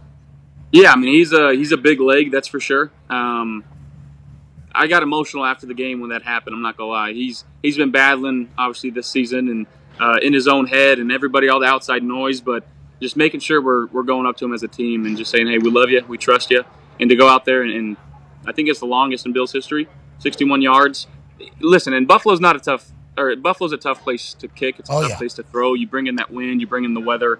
You understand that, right? Like there's different elements that we have to deal with here than anywhere else. And I'm just so proud of him because, again, the weeks leading up to it obviously weren't very easy for him, and you see him after the game get the game ball. But what a stud T-Bass is, man. We love him here. Yeah, we've seen him grow in front of our eyes, feel like, since he got out of college and became your guys' kicker. A lot of primetime games, a lot of big games. We've watched him a lot. I didn't even think about, and I should have immediately done that, the outside noise. Obviously, what's the inside noise?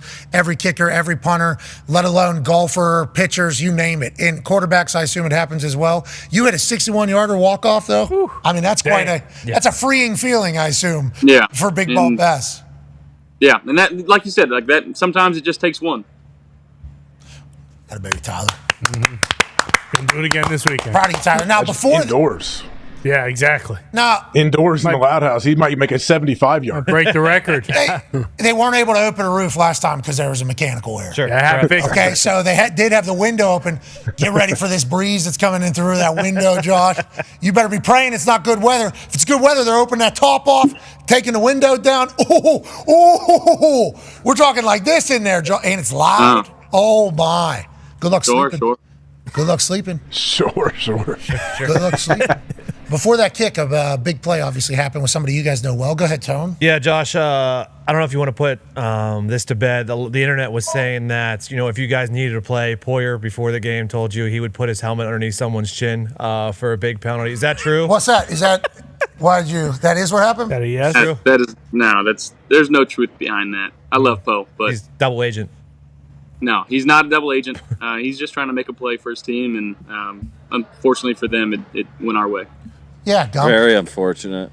Gumpy's a Dolphins fan. He doesn't believe it. He thinks there's a chance there's a little bit of cooking in the kitchen happening, and that's just, whenever you have those types of things happen, though, you got to feel as if the football gods are on your side. How do you guys feel about this season? We feel great about this team. Obviously, everything's in front of us.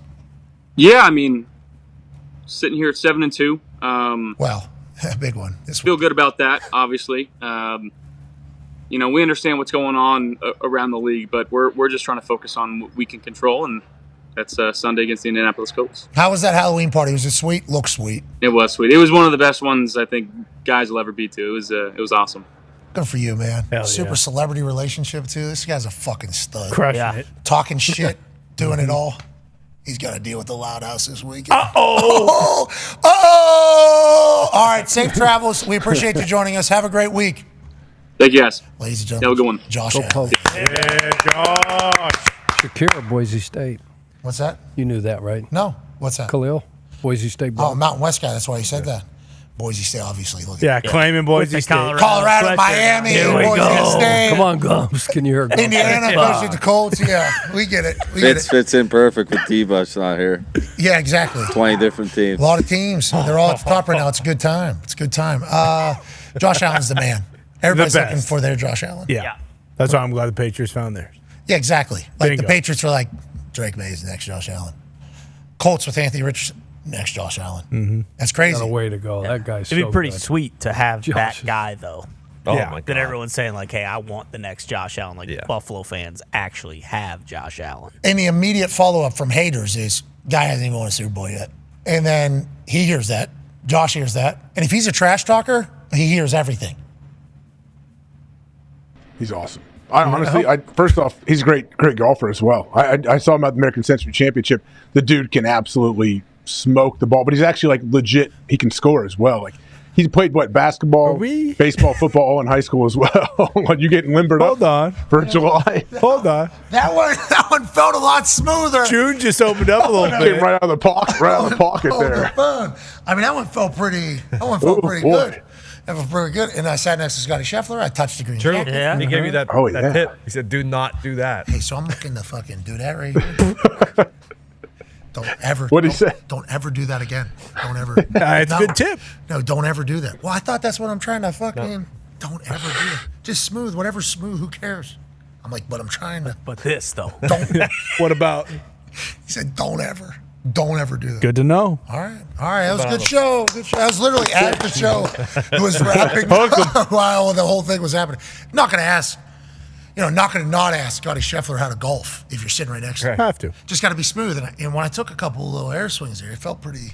Hold on. Wait a second. Pretty good. What's Tahoe looking like? When is the date of? Do we know American Century Championship date when it is?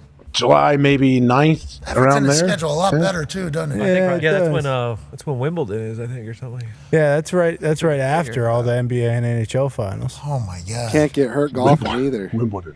Yeah. Can't Well, no, because believe Wimbledon it. takes over ESPN. So True. Huh. No. Has he unretired from golf? Tahoe sounds pretty nice. It does, doesn't it? Right. July Yeah. 9th to 13th. Man, if we get invited again, maybe there's a chance. Okay. 'Cause that felt really good right there. It looked good.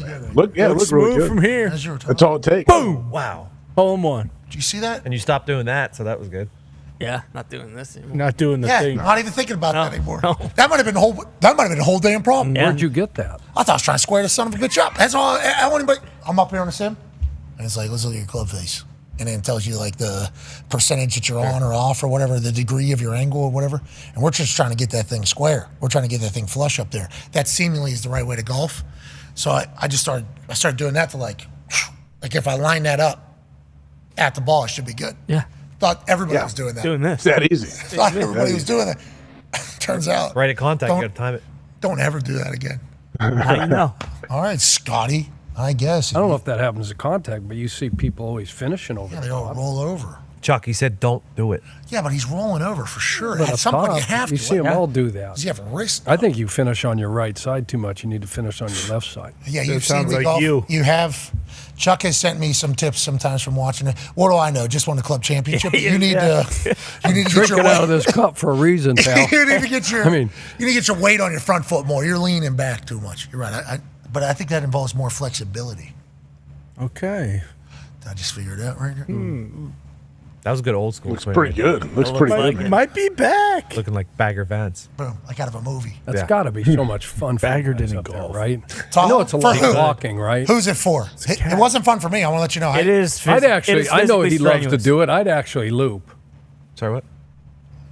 Carry the bag. What are Yeah. you saying? Carry the bag. Oh, loop. Oh my God, we don't need your golf. Welcome lingo. to We get it. 2024. You It's not get called golf. that We anymore. get it. You're in the golf world. We get it. You know what Like to means. loop.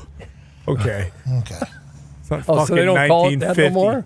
Well, I mean, Somebody loops for you. You go to nice country club. The guys, hey, this guy will loop for you. we don't know that. How old are the guys you're golfing with saying?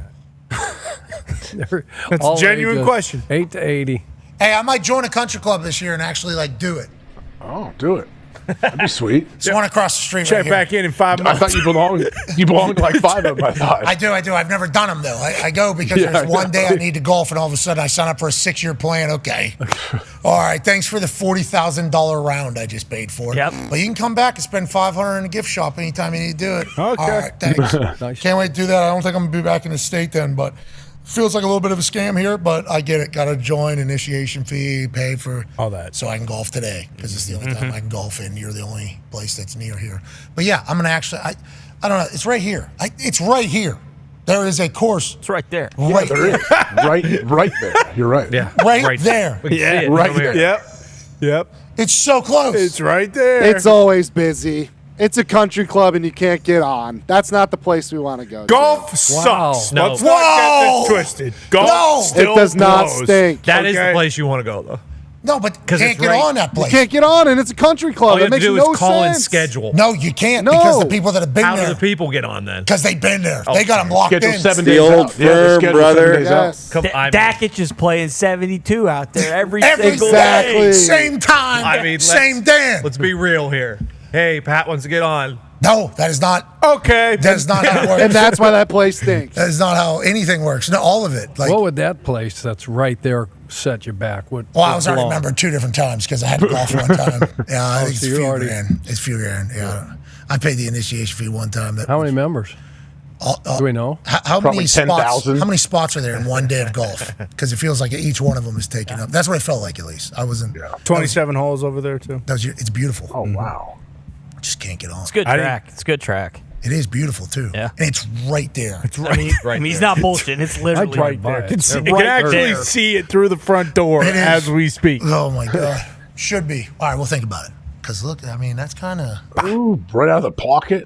I mean, 2 years ago, golf was real fun. It wasn't bad. Golf got real hard. It was fun this summer too for the guys that played. Oh, yeah. Thanks, Foxy. Thanks. Oh, I'm good at you. Just heard from someone who's good at golf. Well, no, I actually yeah, stink. it's fun. Yeah, okay, over under Fox. 40 every single Yeah, week. We okay. see it on the IG You story. I prick. almost hit a hole in one every single day of my life, having fun. Yeah, you don't know shit about what it's like to stink at golf. Yeah, you don't know these tribulations, brother. I did stink at one point, and then I. Yeah, in You high were school. 11 years old. You had no obligations to anything else that you could choose between. Oh, I could go hang out with my family, or I could go do this thing I suck at for fucking 5 hours. We need to pick a day and time of the week, and all of us play, and we do that once a week, every single week next summer. All right, let's make a deal. It's an obligation. Yeah, we're definitely going to do that. What's today? November 7th? Book it. Come on. We're definitely going to do that. know that's never gonna happen. You know what? Why if, not? If Chuck gets it right tonight, we do it. Chuck, All right. Hey, there we go. All right, a lot on the line. Lot on the Let's line. take a peek at some of the. I'm kind of hoping you don't get it. Let's take a peek. Some of the Some of the game records here tonight. Let's look at some of the game. So hold on. records. So if Chuck gets this right, we're going to do a golf league. Yeah. Yes. Do you want it at night or in the morning? It's going to be on Thursdays. How do we feel about Thursdays? All the time. Yeah. Whenever we can have Definitely it. let's not have at night. Can't wait. 7:30 a.m. on Thursday. it. Where are you going to get that at Yeah. in Indianapolis? I can figure that part out. Doubtful. I'll figure that one out. Oh, yeah. There's only 14 How of about us, okay? I'll get that done for you guys. Wait a minute. It won't be a goat ranch, okay? Whatever. Hey, It'll listen, be a Go nice- Ranch is okay. That sounds better. Literally any course you can get on out here is a good course. Just can't wear cutoffs. Connor. Well, Connor. that changes things. Yeah. Go to I hell. can see you in a pair of daisies out there swimming. That would look sweet. What is that supposed Can you to be? imagine those little cheeks? Yeah, we Remember take those little Easy, Oh, go. Yeah, he's talking about your cheeks. So cakes coming out the back. Come on now. Yeah, he's talking about you having your ass cheeks. Yeah. Butt cheeks hanging out the back. Don't worry, Chuck. I ain't golfing. I'm not going to be there. No, if he gets us Magic a nice, Johnson. if he gets us a nice place. Yeah, maybe I'll go and hang out, have a cup of coffee. Yeah, but you're going to be part of the golf league, aren't isn't he? You got to be a part of it. If Yeah. Coach You can gets loop. this right tonight, you can have loop. to be a part of it. You know what? You can loop. That's a good call, AJ. You can loop. Yeah. You can loop for me. I'll loop. I'll give you $100. Okay. That sounds good. I like you. Count me in. That course is right there. It is. It's right there. It's right there. Why do you guys say like It'll hey, happen. cubes It'll should definitely be happen. butts? Because of how you should. Yeah. No, that's bullshit. Yeah. Bullshit. I'm with you, Chuck. I'm with Guys you, are so Chuck. I fucked up. agree, Chuck. I've been Tina's like, I'm you on know your why they side. do it. I said, no, fuck, come on. That's so fucked No, up. sir. I've been I don't have that. misrepresented on this show. Absolutely. Complete bullshit. Me? Colorado Buffs fan? Yes, of course. Hometown. Let's go to some. It's like a Let's go to some game records. Check Gotta this out. get it right tonight. If Have not, to. we're not This doing should any be of a, that. this should be a banger. Almost 1,000 yards between both offenses in week 5. Yeah. 79 points. Oh. Joey Burrow 4 touchdowns and 392 yards. Last Lamar was off the charts good. They got so many good players in this game. This should be a banger. Okay, let's look at some game records. Start Cincinnati on the defensive side of this entire Yeah, thing. so Trey Hendrickson, I think, is up first here. He's got 11 sacks for the Bengals. Haven't heard much from Hubbard. They're going to need some action out of some other guys. But this guy, is awesome. yeah, Awesome. he's unbelievable. Sheesh. He's a rolling ball. He's got How a many did you have motor. last week, Chuck? What's that? How many sacks did you have last week? He had 4 last week against the Raiders. yeah, it's just one of them obviously looked like he could have had 10. No, he could have absolutely. So he's a player. They got Pratt and Wilson. I like this. I like this starting defense. left tackle in the From NFL. Las Vegas, right? Yeah, who is that? Who's 7 sacks? I think he was rating for the speed. You see? Now I think we know why the Raiders are the Raiders, right? In the predicament he they're thinks a in. speed rush is coming, doesn't he, AJ? He thinks a speed. This is the guy who got Getsy fired right here. Okay. I hate our OC. Oh, no. All right, let's go. How about we put a tight end over there? Get up, How about Shevin. we get a back I mean, over there? jeez. Can we help you? Hendrickson is a fucking boss. Yes, he is. This is Geno out of a Stone. movie. Geno Get up, Stone, Shevin. former Raven. Geno Stone. He's back there rolling around with Von Bell. Jeez. They've lost Hendrickson some might be pieces unblockable. on there. They haven't been the Bengals defense that we're used to seeing on a consistent basis this year. But yeah, we're going to need a lot of Trey tonight. Minshew's like, help me up now. Let's go to the offensive side for Cincinnati. Obviously, Jamar Chase is on that side, but also Yes. a gritty monster. Yeah, no doubt. So with T. Higgins out, Gesicki's been kind of a go-to guy in his absence. They've got Jamar, you mentioned that. Yoshivas is another guy that they like, number 80. Keep an eye on him. But Gesicki was big in this game. I think he had 8 or 9 catches in this one, and I think a touchdown or 2. So look for Gesicki to get some work tonight in the middle of the field versus Ravens unit, this Ravens defense. Here's a touchdown pass to Gesicki here. Joe B., he's more athletic than you give him credit for. I mean, he can get out of trouble. He can extend some plays. He can keeps his eyes down the field. He finds his weapons down the field. He's a good one. Obviously, I think we saw this one. This is from week 5. This was a communication breakdown in the back end for this Baltimore Raven defense. And this is right before the half. This is like what happened to Chicago, at Arizona. You give up a tutty with 20-some seconds to go to end the half. We talk about the middle 8, that's so important, that last 4 minutes of the second quarter and the first 4 minutes of the third quarter. Here's another one, Jamar, big play. This is the thing that Jamar can do for you. You can get the ball to him, behind the line of scrimmage. You can break a tackle or two, and he can take it the distance. So, Oh, yeah. Ravens defense is going to have to be on their P's and Q's. The one thing about the Ravens defense where I think they played really well, Bo Nix missed some throws last week, but I think they finally figured out they got Marlon Humphrey back at one of their corners on the Ravens defense going against this offense tonight. Brandon Stevens plays the other side, all right? Millette was back. And then they played this 3 safety look. All right, Williams, they get back in the lineup. He missed 2 weeks ago at Cleveland for whatever reason, right? I think it's Marcus Williams, right, number 32. Kyle and him play back there in base, but then they put Kyle down in big nickel situations, so they can use him at verse 11 personnel, 12 personnel, early down stuff. But then you play with Ardarius Washington, number 29. Eddie Jackson, I believe, was hurt last week. He was inactive. So this unit, that I think they found something with this unit. With 14 down there, Ardarius, Williams in the back end, all right, playing this big nickel. And then they want to go to a traditional nickel. They'll put Millette, number 10, at the nickel spot. All right, Stevens and Humphrey outside. And then Kyle Hamilton and Ardarius Week. And they played really good. I only gave up 10 points to the Broncos. Again, Bo Nix missed some things. You can't run the ball on this Ravens defense. They're number 1 against the run. They're number 1 when it comes to rushing. So if you can run the ball and stop the run, you got a pretty good chance of winning a lot of games. So this guy, Tavarius Robinson, he had a couple sacks last week against the Broncos. There's really been one guy.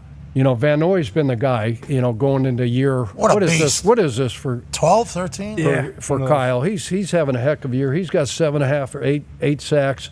Owe starts at the other outside linebacker spot for these guys. He's got 4 sacks, but Robinson, this guy, you better know, like when you put the game records up on Wednesday and we go in the team meeting and we say, hey, look, this guy can't they've got 14 highlighted, right? Kyle Hamilton. Let's make sure so he can come off the edge. Here they're running, hey, diddle, 3 up the middle. They bring him up the middle. They got a back on him. He swims him, another sack. He is unbelievable. He can blitz.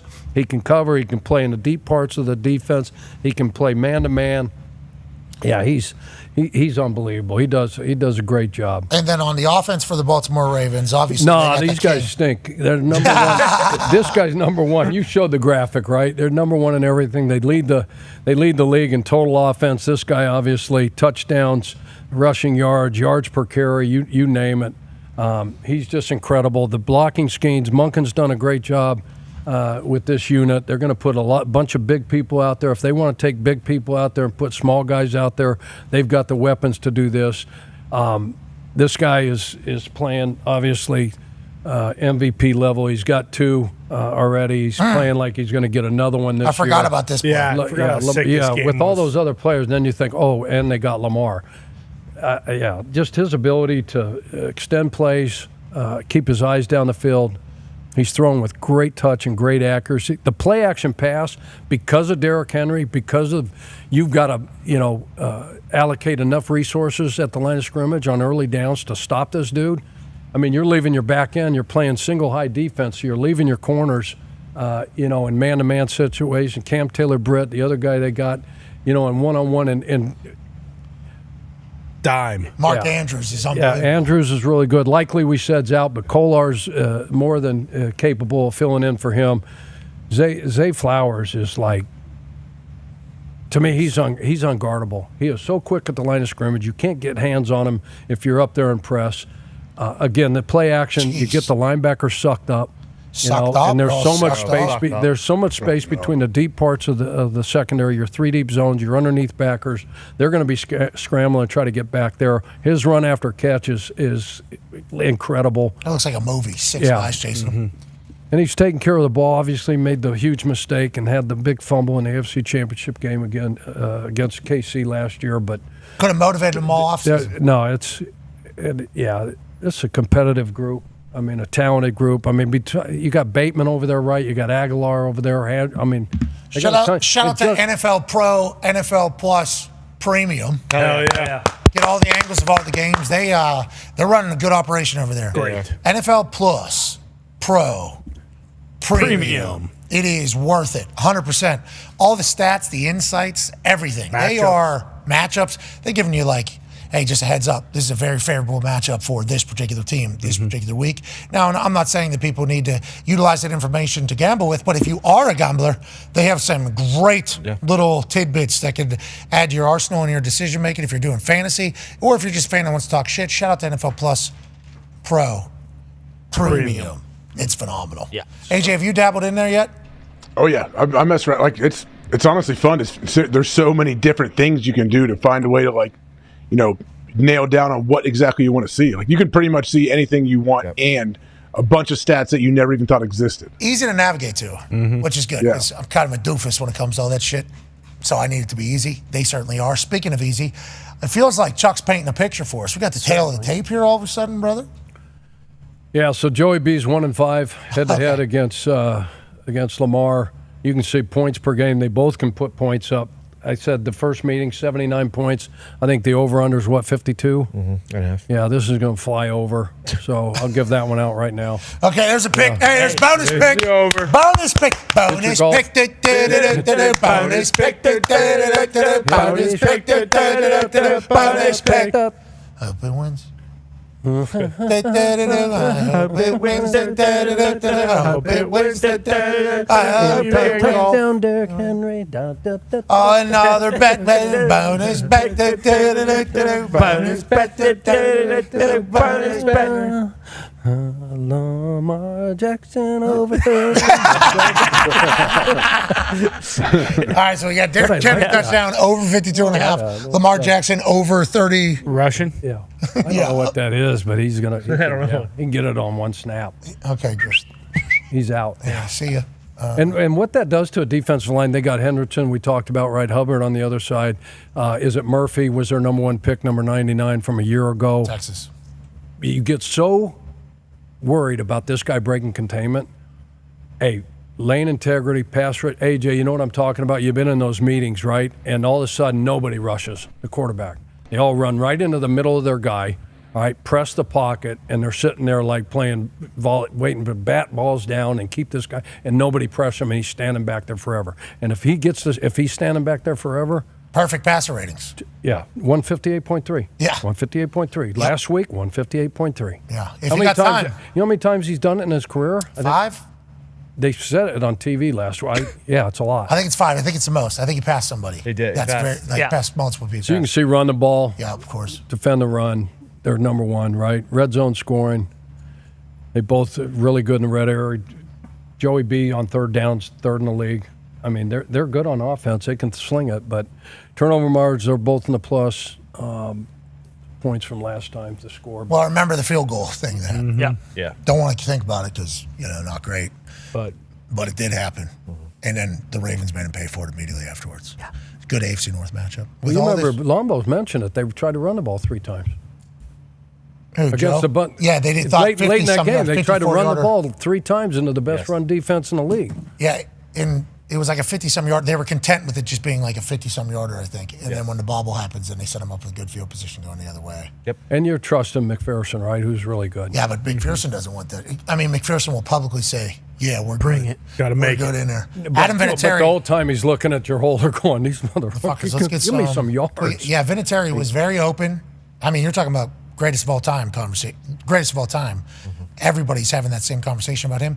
And I think his message to you was, I don't give a fuck which hash mark it's on. Let's not lose yards. That was always his thing. Let's get as many yards as possible. Do you want on the left or right, the middle? I don't care. Let's just not lose. Let's gain yards. Because people sacrifice like 4 or 5 yards to go get on to like another hash. And it's like, okay, you want a 42-yarder or do you want a 36-yarder? Yeah, we do those quarterback middle deals, like quarterback left, quarterback right, fully protected, like you're taking a knee, but you're just positioning it for the kicker, and it's a yard. And then they got a timeout, and then you go another yard, then another yard. And Vinny's okay, just stop with that shit. Please. Just fucking. Because I'll tell you what, those uprights a little bigger whenever we're closer, because you've seen kicks at the end. Oh, yeah. Like any of those ones that hit, so yardage is the biggest deal. I think that's the biggest thing that probably pisses off kickers about either play callers or game management people. Because in their eyes, cover their ass, I got to the line. What's the line? Get to the 46, or get to the 36, get to the 37. That's the line. So play callers whoever's doing it gets to the line. They're like, I did my job. This guy's a fucking professional, right? Go hit the kick, and it's like, well, can we get a? Oh, no, not on me. Yeah, come on. I got to the. You said you're good from 60. 40. So they got that line on TV. So they put that thing out there, right? So That who's kills giving them that number? Is it the pregame conversation? Well, they're going to go pregame. talk to the coaches. Say, yeah, this is our like.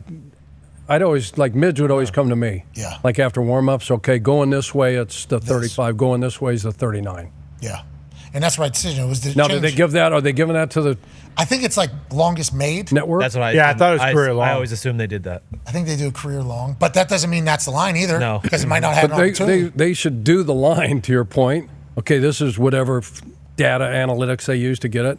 But this is where he'd really love it. Well, to this be. is percentage made. So, like, here is the thing. Couple lines. Here is the percentages made from this point. Here's the Good percentage call. made from this point. Here's the percentage made from this point. Because that would be a little bit more accurate of a depiction, I think. But boy, if you fumble it trying to gain more yards when you're already in field, Oh boy. field goal range, you're the biggest, dumbest piece of shit of all time. Yeah. And coaches know that. Coaches know that. I got to the line. You're Adam Vinatieri. Make the kick. Okay. What are we paying you for? What? You have one job, dude. But then do it. you ask Zimmer, like, hey, it's a quarterback center exchange. Yes. Yeah, we do. They're in What do you want trouble me to down do? there. I mean, Hey, I think we Dallas can't- is in trouble. When we start worrying about big time. They are in big trouble. Okay, let's get back to the game tonight. We see your tail of the tape. We saw the game records. Obviously, great highlights on both sides. AFC North rivalry. How you feeling? Where are we going with it? do we any difference in the lines or money? Oh, he wants a little bit more piece Let of me help. information. On the ref- AJ, I like on the that. refresh. Chuck was like, you know what? I'd like a little bit more information if that's possible. Right? Yeah, surprising. I thought he was locked in. ESPN bet is He at is. 6.5. Everywhere else is at 6, and the blue one's at 5.5. And do we know 100%? Do we know yet? I know T. Higgins, because this is huge. T's definitely on. Yeah, I say so. Because if he plays, he played in the He's first doubtful. one. I mean, one guy had 10 catches, he had 9 and 4 tuds between Chase and Higgins. You know, at Cincinnati, and they scored 38. They're 1-3 when they don't have him. So that's going to play like I'm going to lay the points. Okay, with the caveat being like if Higgins for some reason out of Ends nowhere, up playing. 'cause I'm not going to get Puka Nakua again. Yeah, can't. Especially when your record's on the line. Yeah, much Records different. on the line, 6-3. I'm on a frickin' 2-game skid. I stink right now. No, I can't no. make a football. Your picks stink. I got this whistle, this lish or shot. No, that's not recent. That's been around. That's your life, Yeah, brother. that's been a long time. I don't hear it. Just I don't hear it. I mean, just figured it out. But if T plays, Hurt. you would like the But Bengals plus 6.5. But if he plays, Baltimore's going to win the game, but they're going to cover. But if T plays, it's probably to plus 5.5, probably. I don't Right? care. Wouldn't that be like a whatever that but- whatever that line is? He's not playing. Okay, so minus 6.5. You have the Ravens. If T Higgins plays, you like the Bengals.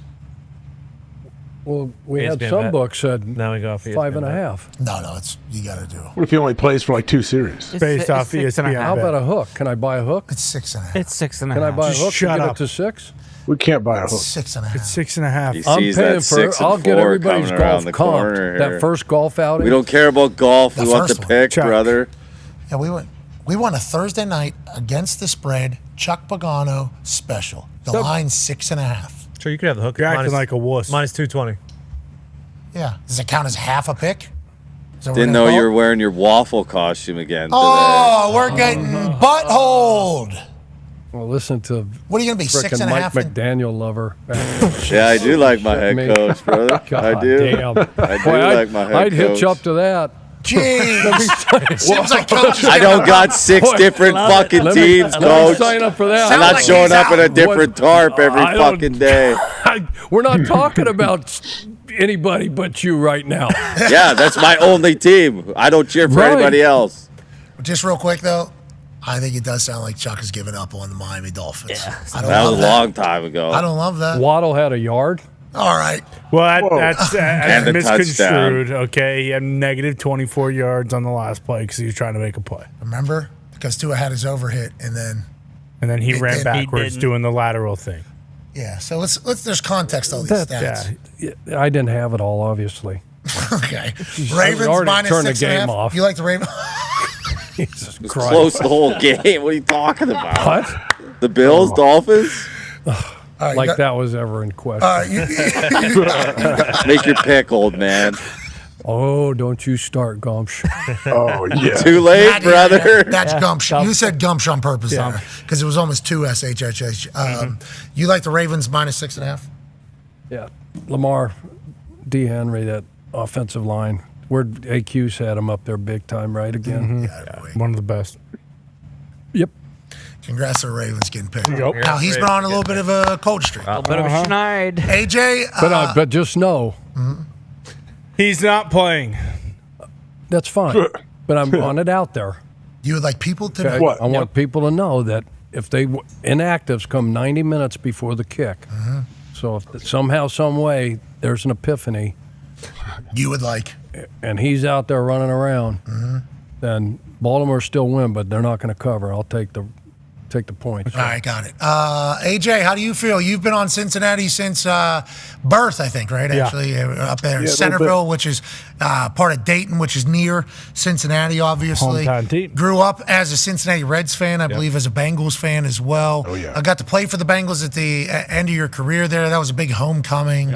Obviously, all the Elks came out and celebrated you. Oh, yeah. Joe Burrow is an Ohio guy leading your team in Ohio. We kind of knew what you were going to do from the beginning, but did you ever even think about taking the Ravens minus 5.5, 6, or 6.5 now?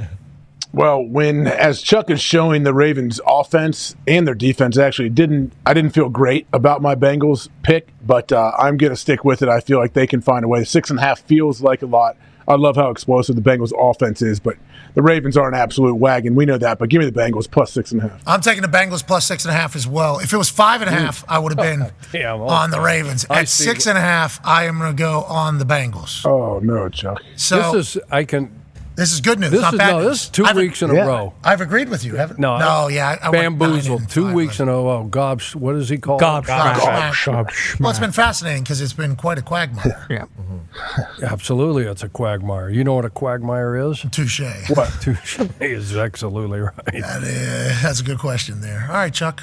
You're on the Ravens. I feel great about this pick now. You should. Jesus, come on. Yeah. Come on. You should. Come on, Chuck. I was on the Ravens very heavily. Like you didn't even like last week. You were the same. I'll give me to Aaron Rodgers. Give me the Jets. Yeah. I knew I was done before I even got to the airport. Why'd you say it before I like even that? set No, my this ass one in I've been the thinking seat. about. What was that voice? 6.5 is a lot. 5.5, I was on Ravens. 5.5, I was on Ravens. 6.5, AFC North matchup. Key number. The Bengals need it. The Bengals need it. They've Not been that- hot. Not that the Ravens don't. And is Lou Anarumo going to be able to figure it out? I hope so on the defensive side, but feels like this one's a close game. 77 from the Raiders playing left tackle tonight. If he is, Look maybe out. you go I think Bengals. that's Ronnie Stanley. Oh, okay. Good player. So no. We don't know if he was traded. The trade deadline day was Number 79. 77. Probably thought he was getting shipped. Actually. Was who I was talking about. 77. 77 is still starting for the Oxford, Raiders. it's hard, yesterday. boy, in here. player. Boy. I'm getting the shit beat out of me. No, you're not even Gumps- compliment. You're Gumps bulletproof, turned Chuck. on me You're now. bulletproof.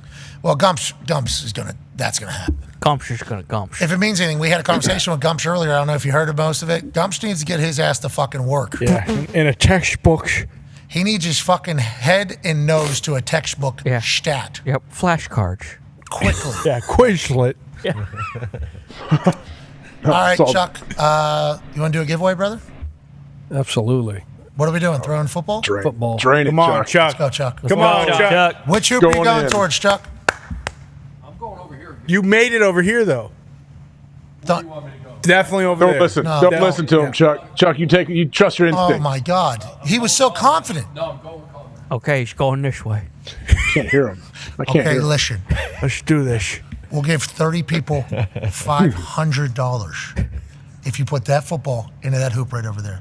Ty Schmidt actually has a word of motivation for you.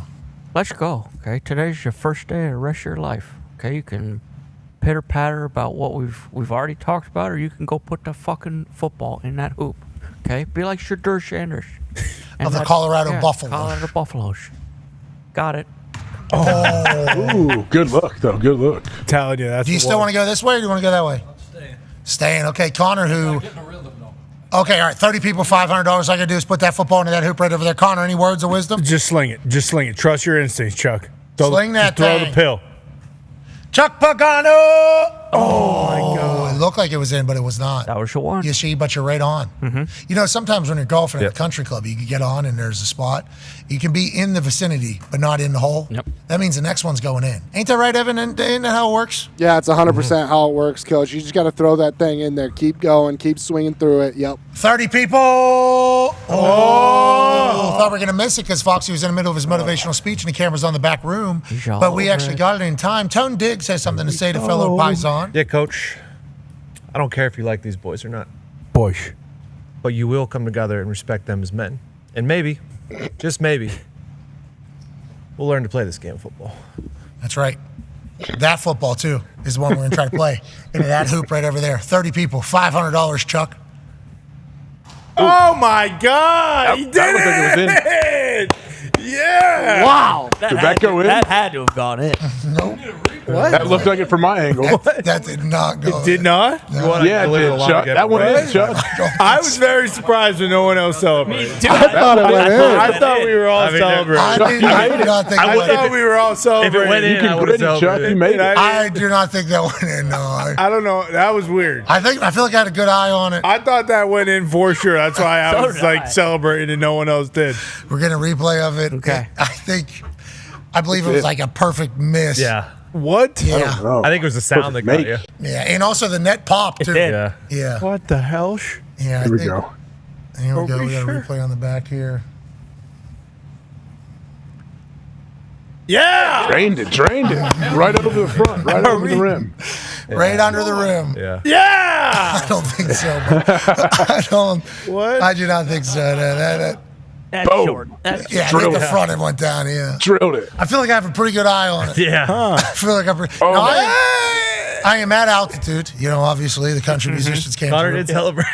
All right. Oh my God. If Chuck would have celebrated, we would have believed him. yeah. True. Yep, that's what There you it needed. is. Yeah. There Yeah. it is. He's going to summon the power of the Colorado Buffaloes and Coach Prime.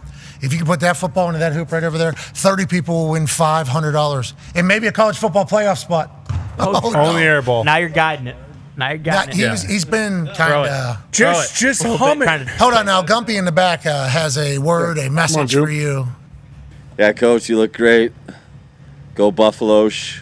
Big game this weekend. Just like you can sink this shot, brother. That's right. Hell yeah. Come I've on. never heard something so goddamn motivating. He Bang. overthrows it. He was so jacked Too up. jacked up. Overthrown immediately. Gumpy got him too jacked up. AJ Hawks in Ohio, obviously he's wanted everything he's ever done. AJ, anything to say to Colorado Buffalo super fan, Chuck Pagano? Chuck, let's make a second one. We know you already made one today. Let's make another one. I don't know. I don't know that you already made one today. I think he did. Do it for Tina and Connie. Yeah. Yeah. And Yeah. Peach. It's constant. Exactly. Happy Pete, I birthday, can see where Bear. this program's going. Where? Oh, I'm on Cincinnati too. Oh, okay. Wow. Oh, wow. See, you're No, we're focused on on your all the side. wrong We're on things, your man. side. What's going on? You need to 30 focus people. on the shot. $500. Chuck Pagano.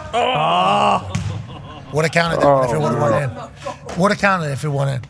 Just like that other one. Last one. Stop focusing on the picks. Focus on throwing that damn pigskin into the hoop. Listen. Take a little drop. Take a little three-step drop. Yeah. Shakos. Yeah, maybe a shut on. Shako. By 20s. Shako. By 20s. Chevin's your mic. Chevin's your mic. All right, Chuck.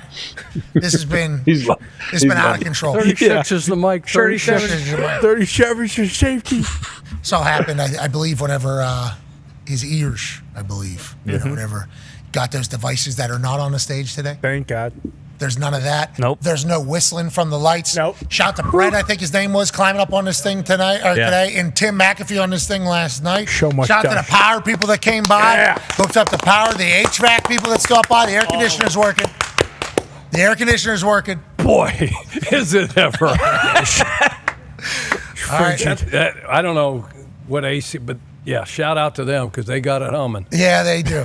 And you know what? For all the great things that happened today at the Thunderdome, there's one final thing that can make it possibly the best day of all time. Here. Hell yeah. All you got to do is put that football into that hoop right over there. 50 people, $500. Can I trade this for a black one? Ball, yeah. Would that be? This guy. Come on, man. You just want to throw He's just ruining the vibe.